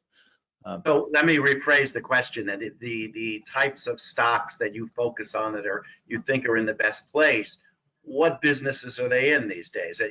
When I mentioned ESG stocks, I was really talking about the kind of collection of companies that you generally see in climate reporting, the batteries and the battery stand, the solars and the winds and the electric vehicles, right? All right, I'll be brief so Sarah can say something. So basically, our attitude, we have a lot of exposure to things like, new sources of protein in the food system, not so much the new biological things, but actually simple things like well done sustainable aquaculture, transition to water, companies that are more efficient and help companies do efficiency around water issues, companies that are moving and creating more regenerative agriculture in their supply chains. Yes, wind is a factor. The supply chain to electric vehicle market more than the OEMs, because frankly, that's a very risky part of the market, the EV OEM market. And that's where the stock market's had some really interesting things going on, but that's not really our world. We invest in sort of established or mid-cycle kind of development companies, not sort of the bleeding edge kind of venture kind of side. That's not our kind of world. But the big buckets of transition, and it can include things like to transition to more cloud computing, and those kind of trends are really exciting to us, and they're very long tail, as is the EV market. I mean, as we heard earlier, our belief is by 15 years from now, 80% of all auto sales will be EVs. That's just a huge transformational change in many parts of the economy. Right, and like I said, in the EV stocks have not really caught on, but maybe you're right. It's a long-term play. Sarah, I'll leave the last word to you. Sure, I think that I agree with everything that Jeff and Tim said, especially explicitly about the supply chain piece of it. And I know this is a COP26 call, and we're sort of hyper focused on the E, but there is a significant amount when you're looking at the S on these companies to be gained, and they're very, very interconnected, particularly as you continue to go down the supply chain. So we are in many of the same areas that Tim alluded to, and avoiding some of those areas that are overpriced and overvalued pockets of the market. There are always overvalued pockets of the market, no matter what factor you're looking at, no matter what data point you're looking at. So I don't think that is sort of an ESG is overvalued. I think just to bring it back to sort of COP26 and maybe themes that we're really looking at coming out of it, For us, it's going to be sort of the evolution around environment, moving just away from just carbon prices and really thinking about natural capital and biodiversity. And we think that this is going to be a theme that continues to gain steam, not just from what we're losing from a biodiversity perspective. So if you looked from 1970 to 2016, we've had a 68% decrease in vertebrate species. That's mass extinction levels. That has only happened 5 times in the last 540 million years. But I think what's even more crucial, or just as crucial from the financial side, is that natural capital actually amounts for 44 trillion of economic value. That's greater than 50% of our global GDP. So I think we're beginning to see this evolution where climate will be moved beyond just carbon pricing and into the natural capital arena as well. All right. Last question, actually, for all of you. Do you think we'll see any sort of carbon pricing agreement coming out of COP? No. Green knows. All right. I'm going to say we do see something. Thank you all for taking the time to appear on us. Jeff, Sarah, Tim, I really appreciate it. Have a good rest of your day, and please stay on and watch the rest of the event if you can. Tim, I know you got to run. All right, thank you very much. I want to bring on our next panel right now, led by my good friend, former USA Today opinion page editor, Bill Sternberg. Bill, how are you? Good morning. Good morning. I will let you introduce this this panel. Welcome, everybody. I'll be back at the end. Okay. Thank you. Thanks, David. We have a terrific group here to discuss the business view from Washington and beyond. Jeff Eckel is the Chief Executive Officer of Hannon Armstrong Sustainable Infrastructure Capital, based in Annapolis, Maryland. Hannon Armstrong has been investing in climate solutions before it was fashionable, right, Jeff? Yes, sir. Okay, and Marsha Vande is the former CEO of the Pacific Pension Institute, and she serves on the advisory board of the RAND Center for Asia Pacific Policy. Good morning, Marsha. Good morning. Where are you joining us from? San Francisco. Okay. And Iggy Bassi is the CEO of Cervest, a new climate intelligence and data company based in London. Iggy, good morning. Morning. How are you? So climate change is often described as the world's most complex problem. It's science, it's economics, it's politics, it's geopolitics, all wrapped into one. Not to mention that the solution is likely to require that private corporations and state-owned enterprises leave trillions of dollars of assets in the ground, something that's never happened in the history of humanity. Could you each talk a little bit about how you see the big picture as we head into COP26? Jeff, you want to start? Okay. Well, thank you so much, Bill, for having Hannon Armstrong on. We're a 40-year-old firm that's been investing in the 80s, 90s, 2000s, and obviously now in clean energy. We've gone one step further and said, okay, that's the only thing we do is investing in things that are reducing greenhouse gas emissions. And then the next step is, as a capital provider to the largest infrastructure and energy companies in the world, we measure the efficiency with which that capital is used to reduce greenhouse gas emissions. And we think it's a pretty simple proposition that if carbon counts and capital is scarce, we ought to be making the most impactful investments. So we use a metric called carbon count to get at it. And we're the only company in the financial services industry that publishes the carbon impact of every investment it makes. In terms of the big picture, people have told me that's a radical idea. And I look at my watch and say, dear God, it's 2021 and that's a radical idea? No, that's got to be the baseline. You know, the big banks are continuing to invest in fossil fuels unabashedly and continuing to improve their greenwashing. So from a financial services perspective, I don't have a lot of confidence that we're making any significant progress, and certainly not nearly enough. Marsha, how do you see the big picture? Thank you, Bill, for having me. I'm very pleased to join, and I also write for the Callaway Climate Insights. I do a column called Sustainability Stars. I'm going to answer your question from my take on COP, going into COP26, and what might be the successes, and I'll look at it in terms of successes, and I see the potential for at least 2 qualified successes. The successes will be nuanced, that's what I mean by qualified. One is a political success, and that has to do with the delegate countries and their pledges. And the other is in the reporting and disclosure mandates that I anticipate coming out of the COP26 meeting. Both of those dynamics will establish more momentum to move beyond the meeting in Glasgow than to the next meeting. And I think that's important, that Glasgow is not going to end up with a package tied up in a nice bow that says to the world, okay, here we are, ready, set, go. It's going to be what we do next. It's going to be pointing to the pathways for what happens next. And we are very much in transition as opposed to a fait accompli.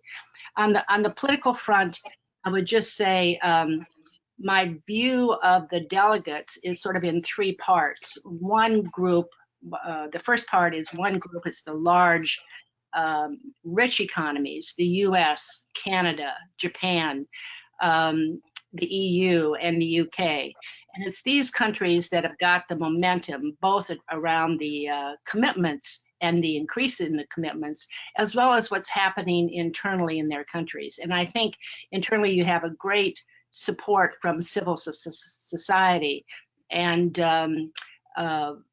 public support, which is very important to that momentum. Just remember where we were in 2015 when Paris came together. We had climate doubters, climate change doubters. We are beyond that. And so there is a momentum, there is an acceleration even to that momentum.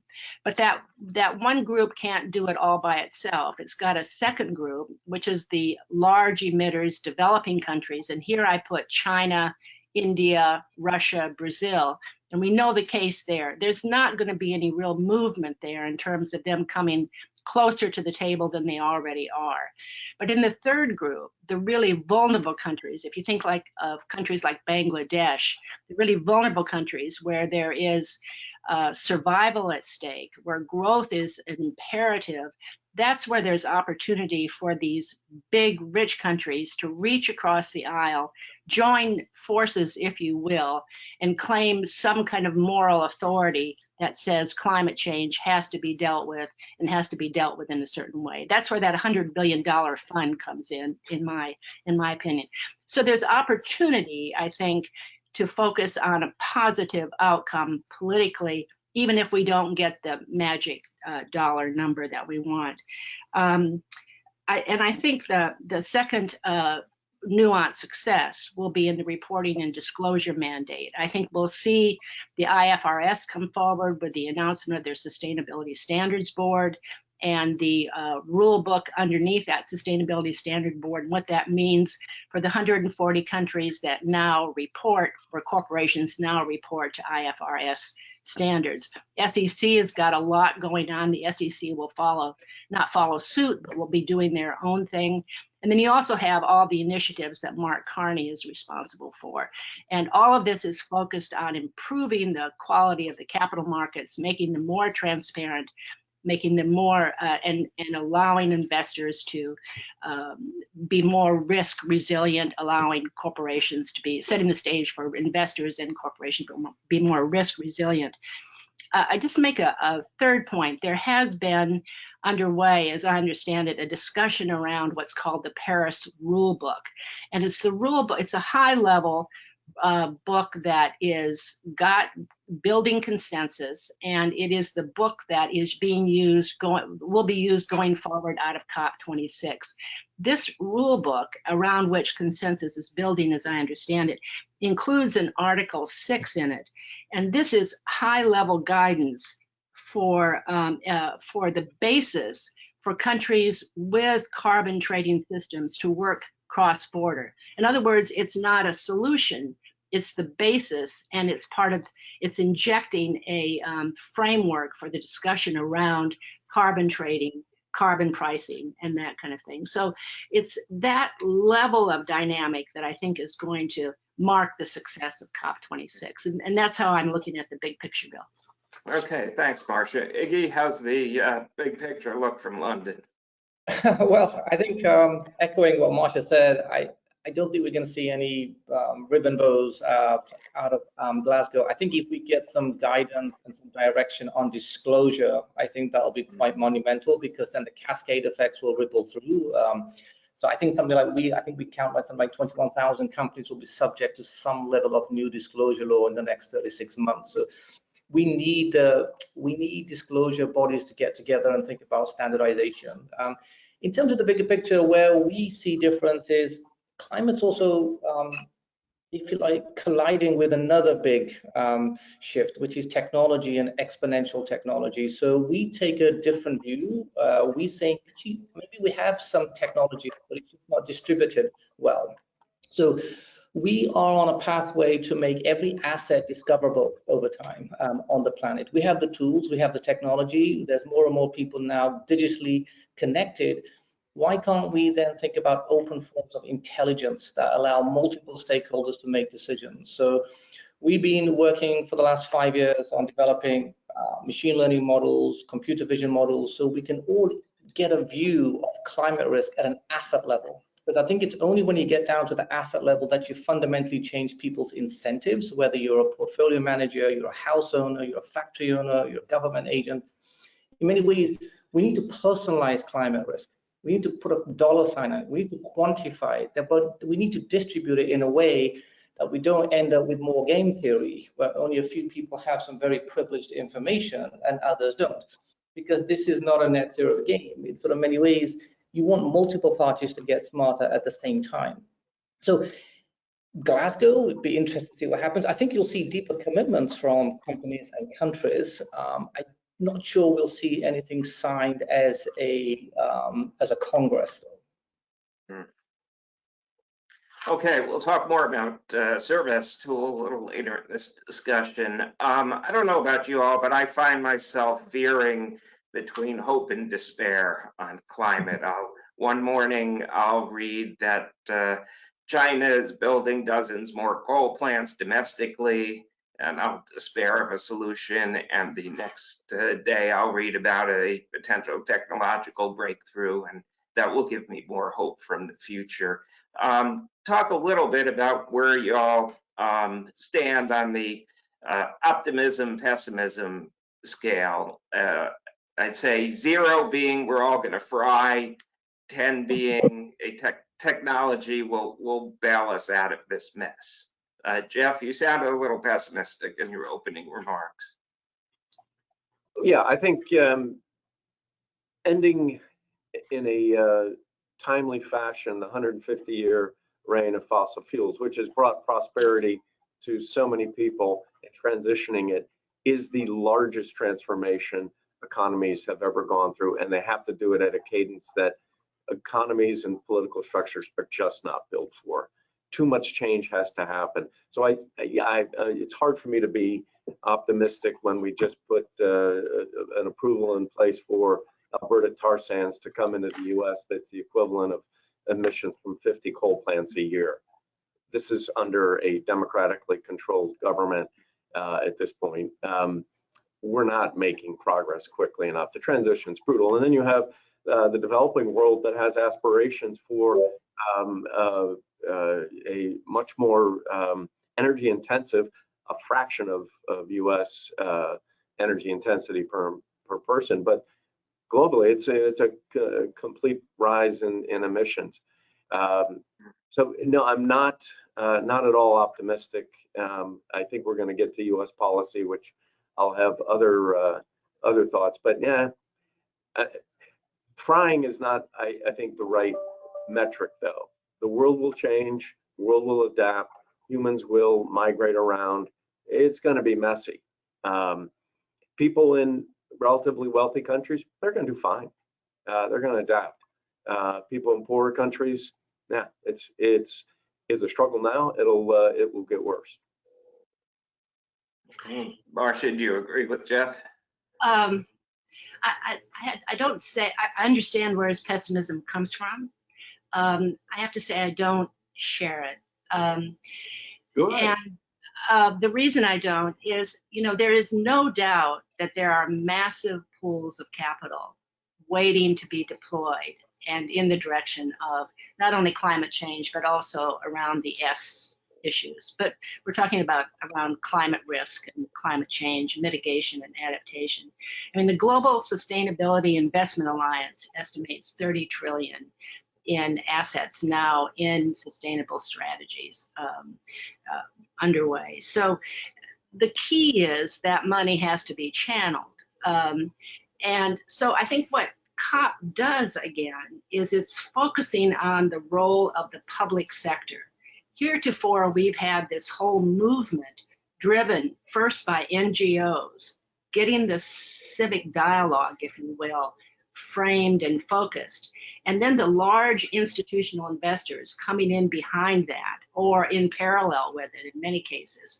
In Europe, in the US, and I'm thinking of CalSTRS, CalPERS, Washington State to a lesser degree, but certainly CalPERS, CalSTRS, New York, big pension funds, large endowments, sovereign wealth funds coming in behind this. And the public sector has largely been driven by public opinion in many respects. That public opinion is changing now, and I think that there's more impetus for the public sector to take action, and we are seeing it. We are seeing an acceleration on the regulatory front, seeing what banks are doing, what banks in their central banks in their supervisory capacity are doing and saying. Not all central banks. The Federal Reserve is in a different place by virtue of its definition of its role. But when you have the ECB, for instance, and what they're doing in Europe, they're very much the regulator, taking their mandate from what the government is saying, and the same thing in the UK. So I think that COP framing the role of the public sector and the amount of money that's there to be deployed and still to be deployed is a combination. It just has to be channeled. It needs the proper tools, and getting those proper tools and getting them to be acceptable tools so that they don't create a backlash from the public. That's another issue. It's not easy. It's not a straight line, but there is forward momentum. Can it happen soon enough? I hope so. Iggy, where are you on the hope despair continuum? First of all, I would say that people need to wake up. I think there's a lot of discussion around net zero, decarbonization, which is wonderful, but the Earth system has already locked in decades worth of physical risks. So physical risk will manifest itself come what may. Now, the real question is, am I optimistic that the rate of technology and behavioral change will outpace that risk getting played out? And I would say the answer is yes. I mean, out of 10, I would say I'm 8.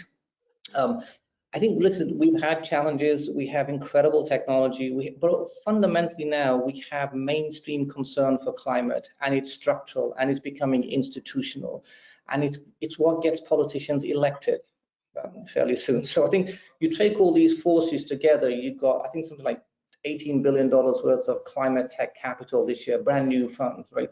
You have the pace of innovation, you have some of the smartest brains on the planet now focused on this problem. So I think, but though we do need to be realistic about the risk that we're facing. I always say people go back to IPCC, see what they just said, right? In between that, even if we get to a net zero or a net carbon world, we are still locked in a huge amount of physical risk. I think to Jeff's point, your adaptive capacity for that is really going to be variable depending on where you live, right? That's just a sad truth of it. Now the question is, how can we distribute that capability in the shortest amount of time? Can we do it through capital markets, which is what I'm hoping that I think we should be focused on capital markets. The ultimate lever in many ways is regulation and capital markets. they need to come together in very, very powerful ways, but for the very first time. Banks, I often meet banks and they tell me we have 8% of our assets in ESG. I said, that means you have 90% that are not, right? You're not fully aligning to where we need to get to in the pace that we need to get to it, right? So yes, I'm optimistic, Bill. We have to be optimistic. I still have young daughters. We have to figure out a world that makes sense for them. All right. Those of us in the Washington area sometimes look at politics, American politics, and find it hard to be optimistic. Jeff, I know Annapolis is 25 miles outside the Washington Beltway, but for the purposes of this discussion, I'll anoint you as a Beltway insider. The Democrats have set a new deadline of October 31st for passing two pieces of legislation that have some significant climate initiatives in them. October 31st, not coincidentally, is also the start of COP26. How important do you think it is that Congress pass one or both of these pieces of legislation going into Glasgow? Utterly crucial. This is our first best chance in a generation to put public policy in a place that can support the flow of capital, Marsha, that you're talking about, and the innovation in technology, Iggy, that you're talking about. Those trends are going, but public policy is broken in this country. I use the example, if we can't get a January 6th commission organized, it's really hard for us to do sensible public policy. And this is the one window. Whether it's October 31st for purposes of COP, doesn't matter. It has to be in this 2-year window. And I'm hopeful that both bills will pass. It's a lot of horse trading going on. The one thing that I don't think will be in there, although there's still hope from some in the Senate, that a price on carbon finally gets put in place. There is politically, such a divide in the U.S. now, not just between Republicans and Democrats, but even within the Democratic Party, where there's an absolute mistrust of capitalism. And much of the public policy that's getting put in is not supporting markets doing the kinds of things that they need to do to allow Marsha's big pools of capital to do their work. We're big fans of markets, and price signals are what's lacking in this market. That said, I will take whatever comes out of these two bills. It's way better than anything we've had before. I'm hopeful it's as good as it can be, because I don't think we get another shot in the next 10 years. So there I'm a little bit more optimistic, Bill. And so where is Hannon Armstrong putting its capital these days? I know, and what have you, I imagine you've had some big winners and big losers over the years you've been doing this. What have you learned from those successes and failures? Well, fortunately, we haven't had too many losses. As a 40-year-old business, the one thing I learned early in my career was, if your investing business depends on Congress to do the right thing in the right way at the right time, it's not a good business. So we are insulated by and large from policy vagaries. We actually had a terrific run during the last administration, primarily because we're focused on economic technologies. And the things we invest in, some of them are quite boring, like energy efficiency, also wind and solar. We're also looking at transport. Any asset that reduces carbon is investable for us. It could be in industry, it could be in ag, it could be in transport.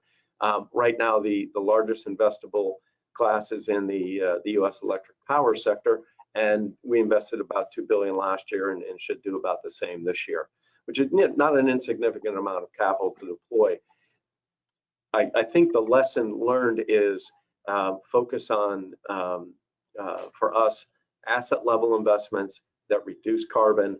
Those are the ones that are going to survive the ups and downs, because inevitably we will have a price on carbon. It has to happen if we're going to make a difference. And public policy, despite kicking and screaming, getting to the right conclusion, It will get there. I hope it's in the next month, and if not, in the next few years. But our asset base will be strong, we believe. Marsha, you mentioned the 2015 Paris meeting earlier, which reminded me of one of these United Way pledge drives where people get up and promise to give a lot of money and everyone cheers, and sometimes they follow through with actually writing a check, and some hard times it's very hard to extract that check. I imagine we're going to see something similar at COP26. So is there any sort of international mechanism for turning these, glorious pledges into concrete action, or to enforcing these pledges? Well, Bill, my experience with United Way is if you don't write your check, they call you. Anyway, they stay on you. That's the really big question. Can we see action following the language, the promises? I think it's once again the role of the public sector to have the tools to begin to understand how to put tools in place so that action can happen within an economy. I mean, I'm thinking of a panel I moderated about a week ago, and it included it was an OMFIF panel that included the deputy governor of the Bank of Mexico. And her comment was about following the EU taxonomy and parts of the EU taxonomy and putting that in effect in Mexico when they get to that point. I took note of that because of the EU taxonomy is a tool, and its application has legs beyond the EU countries. It's not the only application, it's not the only tool. The Japanese corporate Japan is working very hard to come up with tools with Japanese characteristics. The Chinese are doing the same. US and the SEC is doing the same. Other regulators as well, CFTC and so on. So I think it comes down to the public sector, and it's going to be the individual public sectors. Can there be an international mechanism? Probably not, but you have international institutions which can continue the dialogue and bring the emphasis to bear, the G20, the G7, and so on. And just to your question earlier about what's happening in Washington, the criticalness of getting those two bills passed, and I agree with Jeff. I think it's absolutely critical, and I think they will pass in some form. But that's a platform for the U.S. to begin to reclaim some of its moral persuasion that it lost under the last administration when America was pulled out of Paris Agreement. See, we're running short on time. I want to give Iggy a chance to talk a little bit about, climate data, climate intelligence is becoming an increasingly crowded space. We have extreme weather events, and we're likely to have new disclosure requirements. Tell us a little bit about Cervest's model, and what can you offer that, say, the big reinsurance companies, Swiss Re or Munich Re, aren't offering? Sure. So I think, first of all, just to go back to this whole issue of government regulation, we think regulation is fundamental. It just creates the foundational platform. But we can't wait for regulation. So in many ways, we want to use new approaches to technology to model risk, quantify risk, and share that with markets. Because markets will move way faster than regulation can ever be moved, right? If you think about trying to get 200 countries to have a unified framework, we could be a long way out, right? But I think what we're trying to do with our platform, which is we modeled out, we have 500 million physical assets on the planet. Next year, we'll have lots of natural assets. We're saying you have an opportunity now to build your portfolios, understand your historic risk, your forward risk. So we go back 50 years, we go forward 80 years under different emission scenarios. We say, what's the probability of events that something's going to happen to your assets across multivariate risks? But then we put a price tag on it, right? Because it's only by putting price tags on things like climate value at risk or things like climate volatility, people can understand. Because it's better to say to folks, listen, you're going to lose 20% unless you can take an adaptation on your asset. These physical risks are real, they are locked in, and they're not going away, irrespective of net zero. So in many ways, we want to use the power of technology to get people to think about their incentives, because incentives will matter at the end of the day, and hopefully regulation will catch up fairly soon. On that note, Iggy, Dave Callaway back here. Just to follow up, we've seen the idea of technology throughout these presentations, right? And yours is a specific AI-focused technology. I'm a big fan of kind of technology leading the way and markets leading the way in some of these things. Like you said, regulation, as important as it is, takes a long time. I love the idea that the Cervest product is going to be able to pinpoint an asset, say Bill's house in Washington, D.C., and tell him where it's going to be in 20 years, either underwater or not, and that his insurance company will buy it from you. But what are some of the other AI technologies quickly that you guys are looking at, or that your competitors are looking at, that investors should know about? Yeah, so I think there's a whole raft of new technologies. So technologies that can measure carbon at sort of minute details, because ultimately we have to be able to measure carbon and detect carbon or infer carbon at individual asset level or facility level. So I think we're seeing a huge amount of satellites, LiDAR technologies, verification of carbon systems. I think, but when we look at machine learning, we ask ourselves, what is the power of machine learning? What's the X factor that machine learning can bring to investors? And one of them is just to get a radical transparency on assets, right? And we link it with physics, so with science-based targets. We say, okay, now that you can fuse together great statistical science with machine learning and science, what questions can you now ask with greater certainty? We always quantify the uncertainty, but we always say, well, is there a better probability that we can understand that these events can happen? And by looking at hundreds and hundreds of millions of different assets, we can say, well, we've seen these patterns before. Because banks and banking systems and asset management systems are not designed for pattern recognition at this scale. So in many ways, exponential technology can not only measure, but they can distribute that information across millions and millions and millions of users. But like with all technology, it's good, it's bad, it sometimes works and sometimes doesn't work in sort of many ways. So, but you also need an ethical needle to your technology. So I think it's very important that there's ethical approaches to artificial intelligence, because you don't want to send the wrong signals to the wrong people. So, Bill, I mean, this is a very long conversation about the use of technology, but net, I think the technology layer that is available to investors from multiple vendors today, and that should be able to help you make better decisions in terms of allocation, capital allocation, what's the value at risk, and also how much risk are banks sitting on now that they don't know about? What's embedded in their portfolios? That's the ultimate question that the markets have. We've run out of time though, so I want to thank you guys very much for coming. Iggy, Jeff, Marsha, Bill, great job.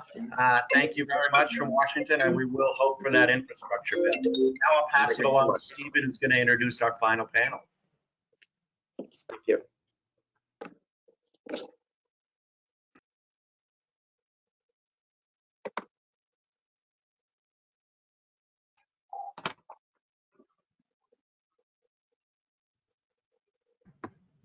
I think we're having some issues with your audio, Stephen.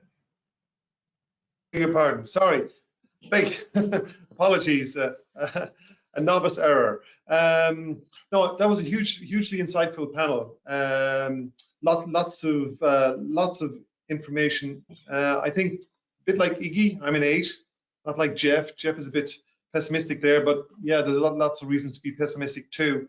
But one of the things I am hopeful around is, this is increasingly being business and corporation led, driving politicians, and obviously Gen Z and millennials will drive politicians too. So I think that there is a lot of reason to be hopeful.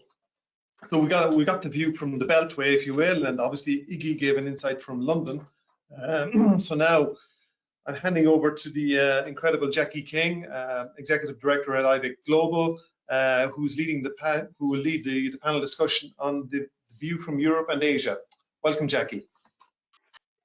Thanks, Stephen. And I have the great fortune of moderating the panel with the experts you see currently. So I'll introduce our panelists quickly. So John Jeffcock, who is the CEO of Windmark, Danny McCoy, who you met earlier, the CEO of IBEC, that also includes IBEC's international division, which I am heading up, and Dr. Matthew J. Bell from EY, and he oversees the EU, UK, and India Climate Change and Sustainability Services, and David Fogarty, Climate Change Editor at the Straits Times, based out of Singapore. So welcome, everyone.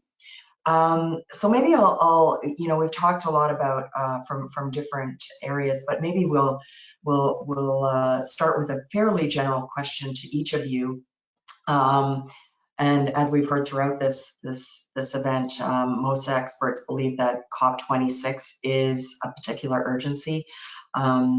Certainly as momentum as Paris was, targets are nowhere near being met. So there's a call to action for countries to go much further, as you've heard throughout the event. With a view from Europe and Asia as we go into the negotiations, what are each of you looking at for from COP26, so that when we look back even a year from now, it's not seen as another talk shop, and that decisive and strategic action was taken, and we can start to see some quick wins. So maybe Matthew, we'll start with you on that question. Thanks, Jackie, and appreciate you having me here.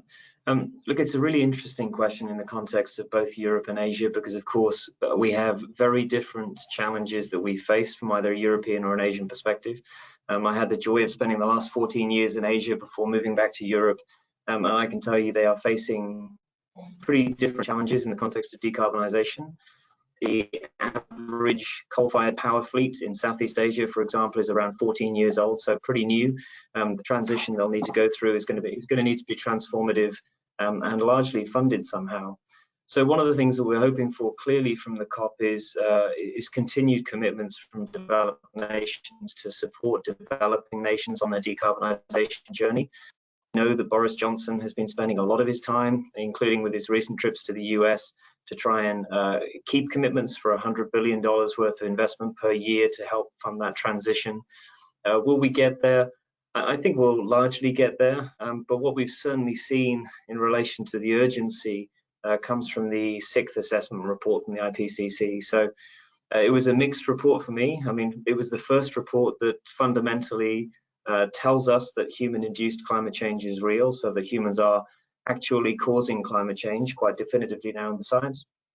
But it also showed us that if we take pretty quick action over the next decade and we can get to net zero by the mid-century, by the end of the century, we could theoretically keep temperature rises to within 1.5 degrees. So we will go above 1.5, but theoretically we can come back down again. And that's a big deal, because we know that not achieving a 2-degree and having a 3 or beyond degree outcome is catastrophic for Asia particularly. Thanks, Matthew. John, over to you to respond to the same question. Hi, great to be with you here today, Jackie. I think I have a very short answer and a little bit longer answer. My sort of top line answer is I think you need climate pledge regulators, and I'll tell you why I think that is because it's very like the diversity issue on boards. It took the UK 15 years to achieve 30%, and it was voluntarily. In Sweden, they did it in 5 because it was regulated. And so I think if we really want to achieve this at speed, we are going to have to have regulation, which I know won't be popular. I know we've all got too much regulation already, but there will be. It's a bit like putting your finger in a dam. Every pledge is a finger in the dike as such, and I think we need a lot more fingers, and there are lots of people who are standing back and not putting their fingers in yet, and they need to. Thanks, John. Danny, your thoughts? Again, thanks, Jackie, for the invitation. I guess when you're looking at specific questions on COP26, you've got the elements there of finance and the targets by mid-century. The one feature I think is really important is the adaptation aspect around the ecosystems that doesn't get enough attention. And I think this is something we'll talk about. There is an assumption when you've got those numbers of 50% reductions or net zero by 2050, you kind of lock in on the quantitative aspect, and it's all about mitigation. But the role of adaptation, I think, really needs to be as significantly called out here. This is, adaptation used to be a climate denier type alignment, so to speak. But look, we've moved beyond that, I believe, internationally. But the adaptation and mitigation nexus, I think, is something that needs to come out of COP26 more significantly, because the ladybird version of all of this, the simple one, is all about the mitigation right now. And I think that misses a very substantial aspect of what we're dealing with. Yeah, that's an interesting point, and I definitely would love to hear your thoughts from the panel on adaptation in just a bit. But David, over to you for your response to the first question. So out of COP, and certainly for this region, one key thing certainly would be finance. This goes to the heart of the issue of trust. This money has been on the table, been discussed, agreed for more than a decade. The money's never quite reached the 100 billion. It's hard to believe that even now, this amount still seems so hard to achieve. So this really comes down to a trust, and trust is a very big issue everywhere in the world, but particularly in Asia. It's the heart of sort of relationships. So if nothing else, it's not so much, to me, the total amount. It's just that was what was agreed, and that's what should be delivered. It's also critical to note that a lot of economies in Asia, particularly the poor economies, their coffers have been badly drained by the pandemic. So as much as they would like, some of them would like to make a faster transition, apart from wealthy states like Brunei or Singapore, they're struggling with lots and lots of costs from the pandemic, and a lot of pressure to make a quick shift, almost a leapfrog in some cases, to a green transition. And where's that money going to come from? So again, it comes down to sort of a clear signal, and it's not just for mitigation, as Danny rightly points out. It's adaptation it should be a 50-50 split. That's what the UN wants, and that's what a lot of poorer countries want, because this is the region, I think, that is probably the most vulnerable to climate change, which is what Matthew was getting at. Climate disasters, particularly from sea level rise, storms, floods, droughts, you name it, it happens here. So out of COP, I think, apart from the financing, I think there just has to be a headline of a decent sort of deal done of all the many different components that are on the table. Just speaking as a journalist, I want to go there because I'm going there and I want a good story to write. But I think the world needs to have something to take away. It's not, yes, it's important, as David was saying earlier, to have this big meeting. The fact that it's actually happening is a key thing. But out of this, there has to be something tangible to keep that momentum going forward. You cannot lose that sense of momentum. Yeah. So building on some comments that you made at your opening response, Danny, around targets, we'll start with you on this question and then open it up to the rest of the panel who might want to jump in and provide their thoughts. But the EU has great ambitions to be a leader in achieving net zero emissions by 2050, and has put in place an intermediate target of reducing emissions by 55% of the 2018 targets level by 2030.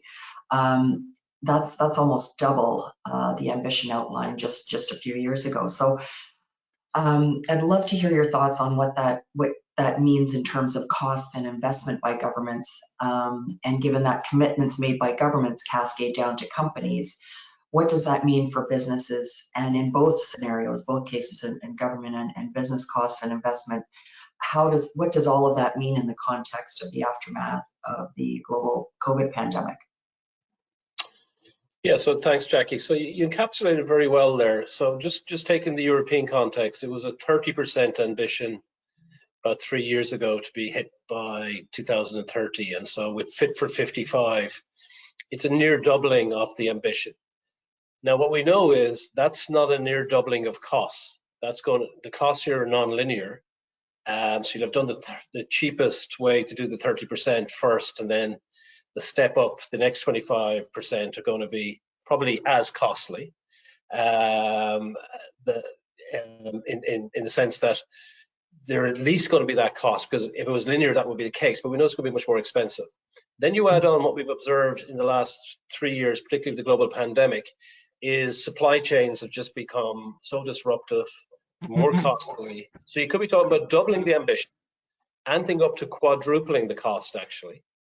Again, no precision on that, but just take it, and losing 3 years on the time frame, discussed. And then the IPCC come along and say, it is now time is not on our side. So something in the equation gives. And then go back to that technocentric view of the world. It would be that you need more time, but we've been indulging ourselves over 30 years by not utilizing the time. So what gives here? Well, it would look like it has to be the cost aspect. And then that puts it into perspective, that 100 billion finance. Stand back from that. That's a nothing number.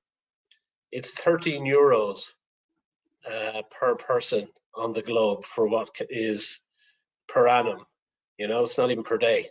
So the scale of what's required here in terms of the costs that are coming for some of the mitigation numbers that we require to deal with it is not credible. So I finding the momentum into COP26 already non-credible. Anyone want to add to those comments? I might put a slightly contrarian view, if that's okay, Jackie. I mean, one of the things we tend not to do when we think about the costs of addressing climate change is think about the societal costs of not addressing it. So there's really great economic modeling now. We've had a great economic modeling since Nicholas Stern started to do that back in the late 90s, that demonstrates that the societal cost of carbon massively outweighs the cost of addressing it. But even disregarding that fact, because we know, for example, that each year we have greater number of uninsured losses than we've ever had in previous years, and that's borne by society, us as taxpayers. But the other reality here is we're going to go through the greatest economic transformation we will see in our lifetimes, right? And so the types of organizations that are going to have the greatest amount of value in the next 15 years will not be the companies, or at least won't look like the companies that we have today who create the greatest amount of value. And if that's the case, there's a pretty bloody good argument to be made for making an early investment and being part of that wave earlier than others, particularly, you might argue, for Europe, where not only have we been the successors of, being the early emitters, if you like, but also, a changing economic progress with a high competition rate coming from manufacturing and primary materials from Asia. So in many ways, we almost can't afford not to be early movers in Europe. Okay, and John, did you want to build on that? I was going to. It's a good thing. I think that the pledges that states and organisations make are a bit like signing up to the gym. You sign up to the gym, you actually have to go and make it happen. And my concern is, and certainly in our also network, is people make the pledges, and there are lots of things that actually stop the action from happening. And so the big issue now is how do you address it, and how do you have a real impact in the real world. So I think there's lots of states can do to that they can make life a lot simpler for us. They can to have sort of carbon audit standards, to have investor standards. Investors have, if you're a public company, you've got all different investors putting the different criteria on you. to have sort of tax breaks for people who are doing things would be useful. To make reporting consistent. So I think that there's an enormous amount that can be done to progress this. But people also need to come together to find real working ways of doing it. And we had a lovely example recently from AstraZeneca, who just brought in their entire supply chain, put them all in one room, and said, "This is what we want to achieve. You're not allowed to leave until we've worked out a way of doing it." So sort of you almost need to address it quite sort of full-on way. But that project was led by a non-exec, not a chief sustainability officer, which is quite interesting. It was a non-exec who would pull that in. So you've got to have that proper board and leadership buy-in, or you can't make the tough choices that Matthew and Danny and David were referring to. Yeah, and that speaks very much to the importance of this being a negotiation and taking into consideration both the costs, the financial costs, and the societal costs. David, what are you seeing in Asia around this issue, and what are some of the commitments being made or not being made in that region, and where they need to go? So there's a lot of interest in Asia on the green transition. There's a lot of vested interests that are also trying to push against that. There's a lot of powerful interest around the coal lobby and the natural gas, because a lot of people are trying to sell natural gas into Asia. So they're trying to push natural gas as the transition fuel, but there are also lots of people who are trying to help some countries to quickly develop their energy infrastructure to leapfrog into renewable. So there's a lot of push and pull. So COP26, I think, is seen as it's being watched carefully by countries in this region for a very clear signal for investment. I think it's clear that the world needs to shift. The NDCs from all countries, certainly in Southeast Asia, are really not adequate enough. In fact, I don't think any of them get out of the highly insufficient category for climate action tracker. Singapore, where I'm sitting, is the government hates this, but they're ranked as, I think, least efficient or something like that. I can't remember the exact title, but it's the worst title category. There's a lot more that can be done. It's the problem is we have a region here which it's basically the same size as I think the population is larger than Europe's. It's 650 million odd people. It's a rapidly growing economy, 4% a year or so. 5.4% electricity demand growth. This is a region that really needs energy, and it needs it quickly. And it sees it rightly that it has a right and a reason to grow. So where's that energy and the money going to come from? So COP26 is seen as a signal as to which way things should go. And again, it gets back to that trust element. They have to engage in the international community. Is the international community going to pull together and do this together, or is it going to remain fractured, split between rich and poor, still bickering over this fairly insignificant sum of $100 billion, which gets back to Danny's point that the mood, certainly on the finance, is not good going into COP. And this, frankly, should have been sorted out years ago. But nonetheless, action has to happen because the costs of inaction are just now far too great. It's painfully obvious from all the impacts that we've seen, which gets back to Matthew's point. Yeah, and so that begs the question then is, how important is COP26, which is potentially a rule-setting meeting in getting companies and investment themes where they need to go and moving from just pledges to implementation. So John, Danny, Matthew, David, who wants to field that question first? John, I see you smiling there. Do you want to kick things off?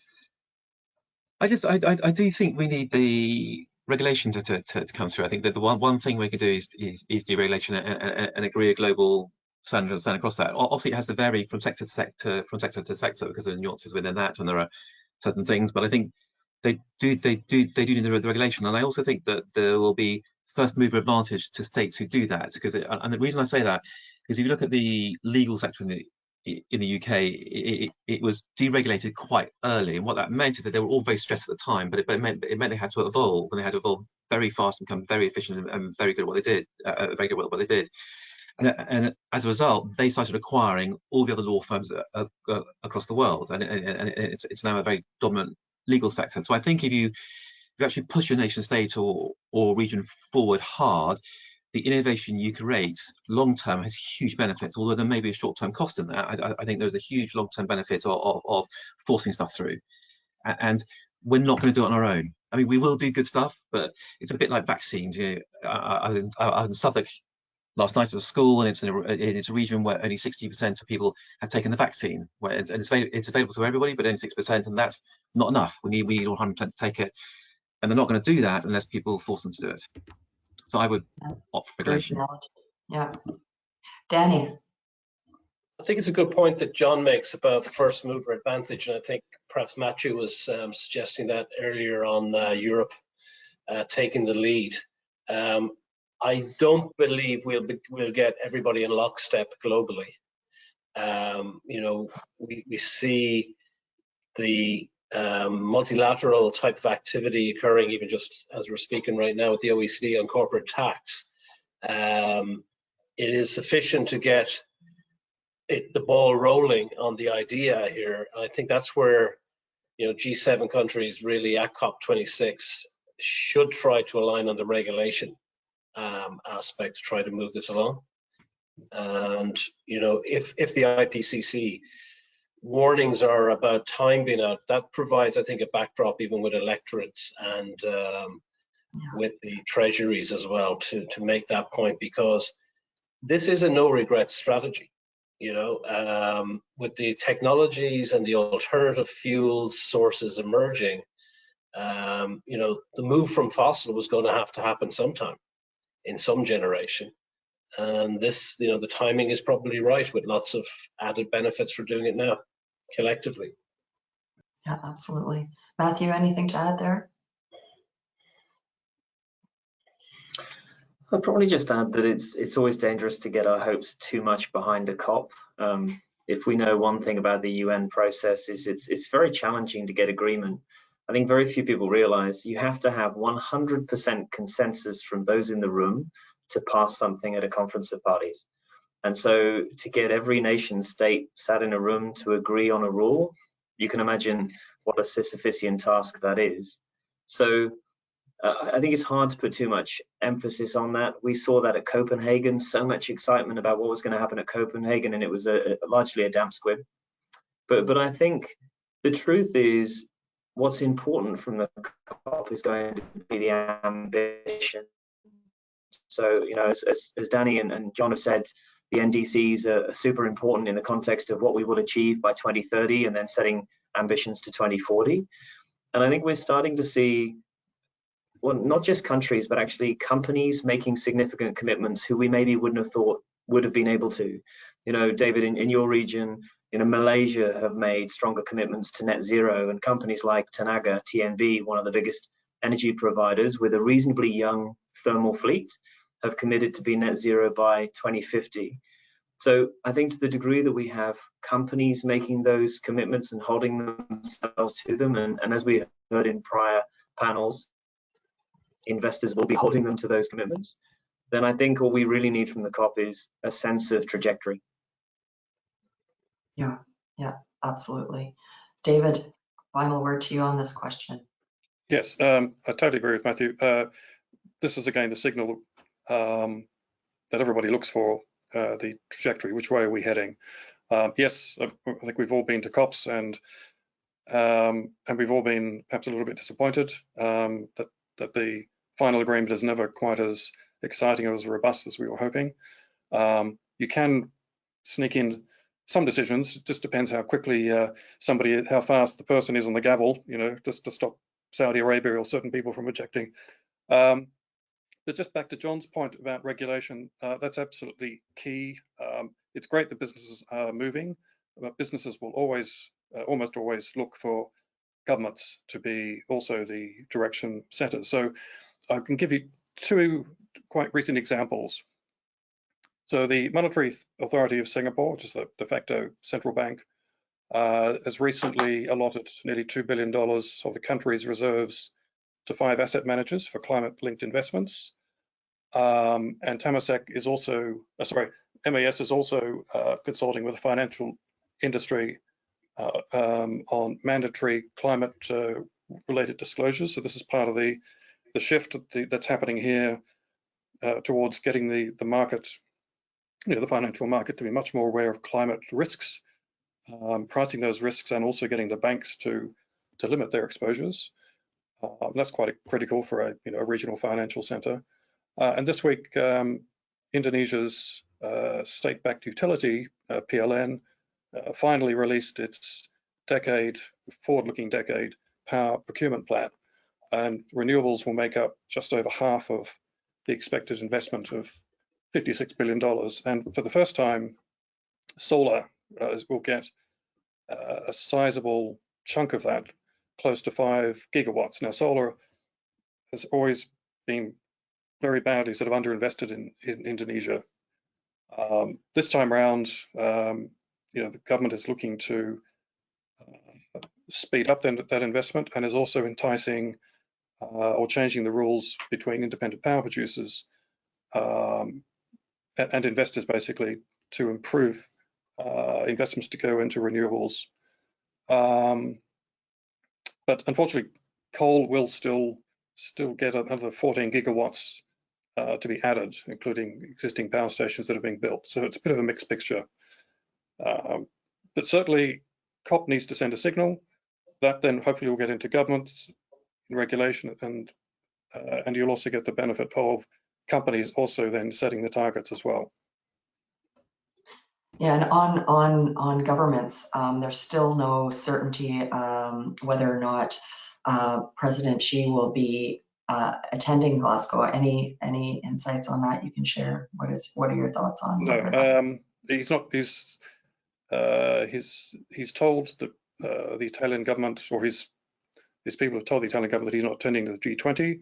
There's no clarity that he will attend directly afterwards to COP26.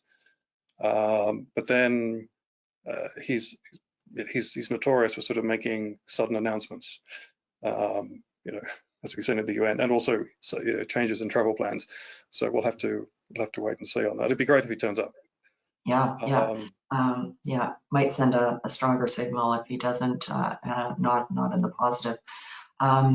So let's go back to talking a little bit about investment for a second. So, outside of COP now, there's $90 trillion around the world committed to net zero in the financial sector. So, and that's significantly increased. I know the target was to double 5 trillion, and it's far exceeded that. So, Matthew, in terms of companies and their plans to access capital going forward, what do they need to be thinking about in terms of their own sustainability and decarbonization strategies in terms of accessing capital?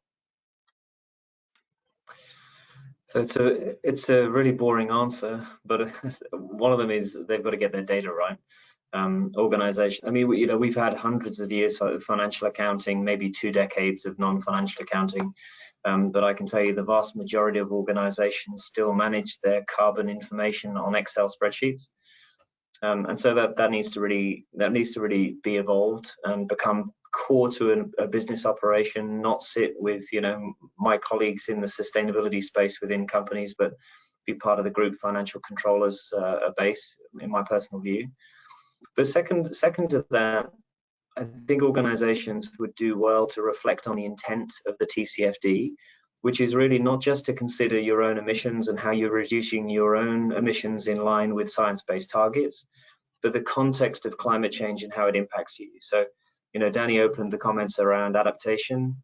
We need companies to be able to articulate how physical climate change is going to impact their business model, how it might impact on logistics, potentially even their customers. But we also need them to articulate what the technology, the legal, the reputational, and the broad market change around climate change is going to mean for their business models as well.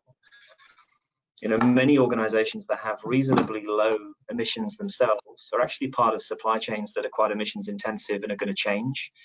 Even some of the primary producers of minerals, for example, even in the coal space, coal has a relatively small emissions profile for the extraction of coal. It's the burning of it which produces all the emissions. So taking a wider view on what climate risk and climate opportunity looks like. Again, you know, I talk about this as an economic transformation, which means there are going to be a hell of a lot of winners. I think that's important because investors are going to need to understand that, and banks are going to need to be able to stress test that appropriately if they're going to have access to capital. Yeah, and the point about risk is a good one, because many see that, you know, ESG should be seen as a risk management tool above all else for organizations. So Danny, Jeff, you're interacting with CEOs, you know, every day. What are you hearing from them on that kind of risk? Sorry, I think I come in there. I think it's the accounting aspects are going to be critical. It's kind of what Matthew's just said there is, you know, even on something like investment, we traditionally talk about new investment in businesses, but actually for society, it's the difference between gross investment and net investment, where the gap is not just depreciation of the assets as accountants would know it, but the degradation that's occurring to the environment that you're, you know, replenishing in terms of investment. And so one of the features that will probably need to be brought out in terms of, again, what Matthew was saying there about adoption is it was not sufficient to have your investment story without distinguishing whether this is kind of new, fresh, green investment or is investment to just replenish what you've degraded either in your supply chain or in natural assets. So again, this gross net story we should be capable of doing because we kind of understand it in one context, but then we go completely absent on it when it comes to the environment. And I think that's the last thing I'm kind of saying this as well. We're assuming knowledge that is just not there. You know, business people literally wouldn't know carbon if they fell over it. You know, a diamond being carbon, we know De Beers changed their name to element 6. The reason they did that is that, you know, carbon is the 6th element on the periodic table. Most business people stop doing science, if they ever did it at all, about the age of 14. So the information gaps here are still enormous. And I think so many corporates have signed off on pledges that have fundamentally changed their business model, but as of today, they still don't realize it. Yeah. The fiduciary position is really shocking in the sense of signing off on something without knowing what it is, with the costs, and whether their business model is even consistent with it. It's huge. There's a huge shock coming people's way. Yeah, I agree. So Dave has joined us now, so that's the equivalent of getting the hook at the Oscars. So no. I was fascinated by the panel. I wanted to ask a question or two, if you don't mind. Of course. Actually, before you do, there was one thing I really wanted to add to Danny's comment on the knowledge gap, and that is, well, actually two things. I'm not a financial expert, but what I could say in terms of the broad narrative that I see here, companies in Asia can move very, very quickly, particularly those involved in supply chains, and it will come because they face the pressure from their customers. And it doesn't matter whether they make T-shirts or whether they make paper or produce palm oil. They will be forced by their customers to change or lose business. So that transition can happen very quickly. It's not necessarily always related to climate change. It can come from other environmental pressures, for example. But it does happen and can happen and is happening. The second thing is the knowledge gap for a lot of companies in Asia, particularly the older companies, is a big problem. But the saving grace, particularly if it's big family corporations, is the younger generation. These are the ones who've been educated in Europe, Australia, or the States or so. And they come back and educate the family to help the company make that transition. And that's one of the key things that's happening. And that's how actually a lot of the message about the green transition is filtering through. That's a good point. And Danny, I think the knowledge gap thing is significant. You mentioned when we talked a few weeks ago to be sure to explain what COP was to everyone on the call. And in the few weeks since we talked, I've been asking people, and at least half the folks that know about this summit don't know what COP stands for. Conference of the Parties. It's amazing, and certainly the idea about carbon and stuff is a good point. But obviously we need to work to make the data more presentable and educate people. And John, I wanted to flip to you real quickly, because I know one of the things that Winmark and your Chief Sustainability Officer network is working on is a way to map corporate pledges, and really kind of take the universe of pledges, which are all over the place, and kind of put them into perspective so that we've got some data that shows us who's serious, who's not, who's on scope 3, who's not on scope 3. Could you tell us a little bit about how that's coming along, or if you had any interesting insights yet? So I did the mapping. I was the nerd, and it was quite hard to get my head around. It took me solid days to actually work out what was what. And we found there were basically 4 main groups of pledges. You got the sort of what I call the IGO, the international governmental organizations like World Economic Forum and the UN type pledges. You then got the sector pledges, lots of trade associations and sector pledges around that. But also the finance pledges as well, which is something we just talked about, and then companies make their own pledges. So there's a lot of that mixed up, and then a lot of them are linked up. So a lot of the sector pledges are linked to the Race to Zero campaign. So there's a lot of overlap. Many of them are not with commitments. They are they're process pledges, if that makes sense. So we will agree to look at this, focus on this. So I think you need to have a date. But I think 250 is too late, and some of them dodge it to 250. I think 250 is 30 years away, and it doesn't motivate anyone to do anything. So I think everyone needs a sort of 230 pledge, even if it's not the whole way there. I think you need to have that, and we're producing a short guide on it, which I'm very happy to share with everyone here after this as well. I also think you need to hit kind of point. I also think that the REMCOs, the remuneration committees, need to man up and put climate into executive pay, because I think that will really change. You make the pledge, and then if they don't achieve it, it hurts their pay. Then you start to see a bit more movement. I'll keep quiet now. That's starting to happen. It's in FTSE 100. We've seen about, I think about 20 to 35% have started to put it in the pay. Everyone, the majority have objectives. That makes sense. It's in their personal objectives. Look at it, but it doesn't touch pay. Right. And it's not until it's actually it has a 5 or 10% impact on their pay at the end of the year you really see them it going through. Because our view is it's going through to a sort of middle management permafrost. So the CEO is saying they're launching their thing, but as soon as you get down to the national operating units or the middle management, it's just another CEO hobby, and it needs to be driven through. And exactly as David was saying, the young are hugely important in this. If you get them engaged, you can very much do a sort of bottom-up strategy and achieve a lot. Sorry. Jackie, before we let you go, this was a great panel. But you arguably have the closest seat to where all the action is in Brussels in terms of what COP is going to look like. What are your expectations? Well, I think very similar to what we spoke about, and certainly I think you can see what my expectations are and the kind of questions I was asking on the panel.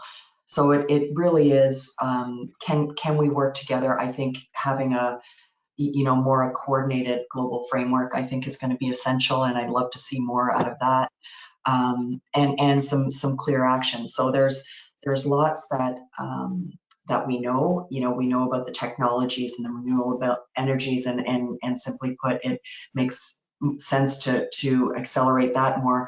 But I'm with Danny on the adaptation side. We're going to be experiencing climate events for the years to come as we're focusing on mitigation. So I would love to see that happening. It's certainly having an impact on migration, and that's being experienced throughout Europe.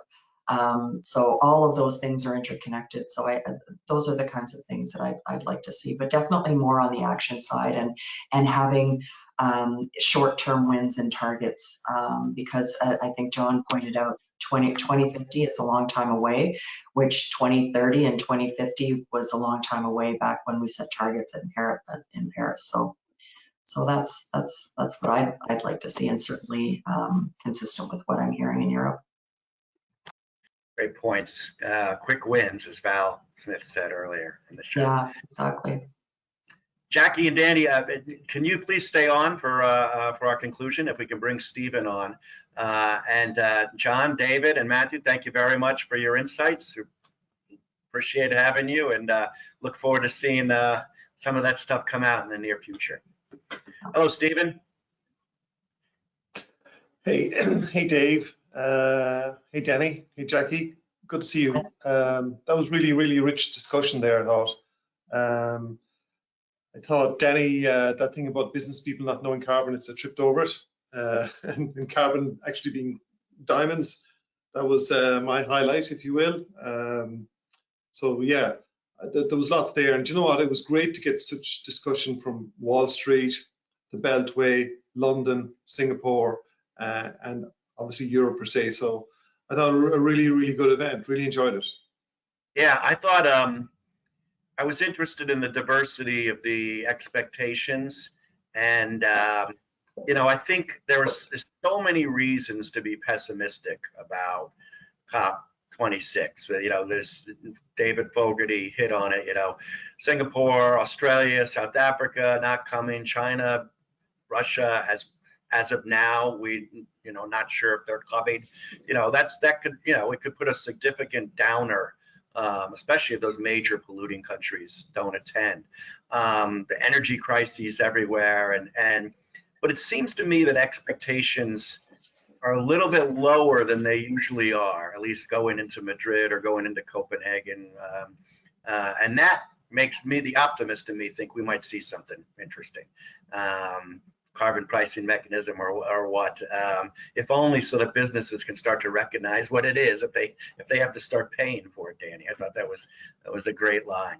I'll leave you, Danny, with the last word on this. You've watched the entire event. You've seen everybody speak, from Wall Street to Singapore to Brussels. Has it changed your mind, or what do you think? And by the way, are you going? No, I don't think I will go, actually, on the credibility grant. And actually, this is not just a bitter word coming from across the Irish Sea, but the credibility of the hosts on international agreements can't be underestimated. It's an unfortunate timing where we see the British Prime Minister's actions on a number of fronts doesn't help. This is not inspired or credible leadership in such an important topic. So I'm not even convinced the location is helpful on this particular occasion. But the IPCC report, if it's credible, and again, this is one of the features, Dave, that we talked about before. I've been watching this for 30 years. Truth doesn't matter here. It's what people believe, right? You can believe a truth, you can believe a lie, and it's only actions on what you believe to be credible that matters. And so if the IPCC report is credible, and I think that's, it's not that they're not right, I believe them to be true. The question is, does the world believe it to be true? Then the time isn't on our side here. And that just changed all the calculations for any business decision. If there is a real deadline, then you've got to either let the output miss the target, or you can just let the costs go wild. And I think what you're going to find post COP26 is people going to challenge the time dimension. I think the IPCC report is going to get challenged in terms of not what they're saying, but people start to buy time, or find the timepiece is non-credible. That would be my speculation of COP26. All right, well, that's be something that we'll be looking out for. Jackie, Danny, thank you so much for being part of this event and IBEX participation. To Julie and Matthew at EY, fascinating presentations. Thank you so much, David, at the Straits Times in Singapore, and to all of our speakers who took their time out to spend time with us and give us their thoughts. It's going to be a fascinating conference. You know, win or lose, we'll see what happens, and we'll all be paying attention. I think you've done a great job for all of our constituents at all of our places to give them your expectations ahead of time. Stephen? And Dave, I think we'll see everybody at the Dublin Climate Summit in March. I'm reminded of what Franz Timmermans said at the first Dublin Climate Summit earlier this year. He said, unless we get this right, we're going to be fighting wars over water and food quite soon. And to the skeptics, he used the old fisherman's proverb, fail we may, but sail we must. And I think he's absolutely right. We got to get set out on this route, or otherwise we may fail, but sail we must. I thought John on Windmark was really interesting on the permafrost of bid management and management per se. You know, link climate goals and sustainability with pay. There's a lot to be said for that. I like the term of permafrost, particularly in the climate space. And I thought, I thought Sarah raised a lot of really interesting issues about sustainability. We know that in Europe, soil quality is very poor. And she raised the point that has going to have to be factored into the whole agricultural space as well, and also the about aquaculture. The sustainable aquacultures are the ones that we need to be investing in too. So really good points from our Wall Street contributors. So yeah, we have Jeff at one end who's kind of saying we're at 0, with Iggy at 8. Just to wrap up, Danny and Jackie, and maybe Dave yourself, are you a 0 or are you a 10, or where are you, Danny? Which way does it go? So 0 is we fried, and that's not my term. That was the term of the moderator. Or 10, we're in a good space to be net 0 or better by 2050. Oh, I'm definitely in the 8, 9, 10 zone. I think we're going to get out of this. Yeah, me too. Jackie? Yeah, I would agree. I'm probably in the 8 zone as well. Okay. I'm in the 8s, and I'm in the 8s for 2035, maybe not 2030. Yeah, me too. It's going to happen sooner rather than later. You got to remember, we only had the iPhones for 14 years, and look how that's changed the world. Anything can happen in 14 years. Yeah, my view is going to be technology-led, it's going to be youth-led, and politics will follow. Business and corporations right now are the leaders, not politics in many ways. Okay, you've got some outstanding leaders out of Europe, but the rest of the world needs to follow suit. And just my final point then is back to Julie's point about profitability, about doing versus doing the right thing. And I think she was talking about Mark Zuckerberg and Facebook today and whistleblowers. I think social media is going to play a huge part in promoting sustainability and climate change. We see the assault on science right now on social media, and the whole anti-vaxxer movement going stronger and stronger. So the social media platforms are going to have to do something to, convince people about climate change and global warming and the need to do the right thing. Very good point. Well, thank you everybody for coming, and thank you all of you out there who tuned in to listen to us. We'll look forward to seeing you soon. Bye-bye. Thanks, David. Bye, everyone.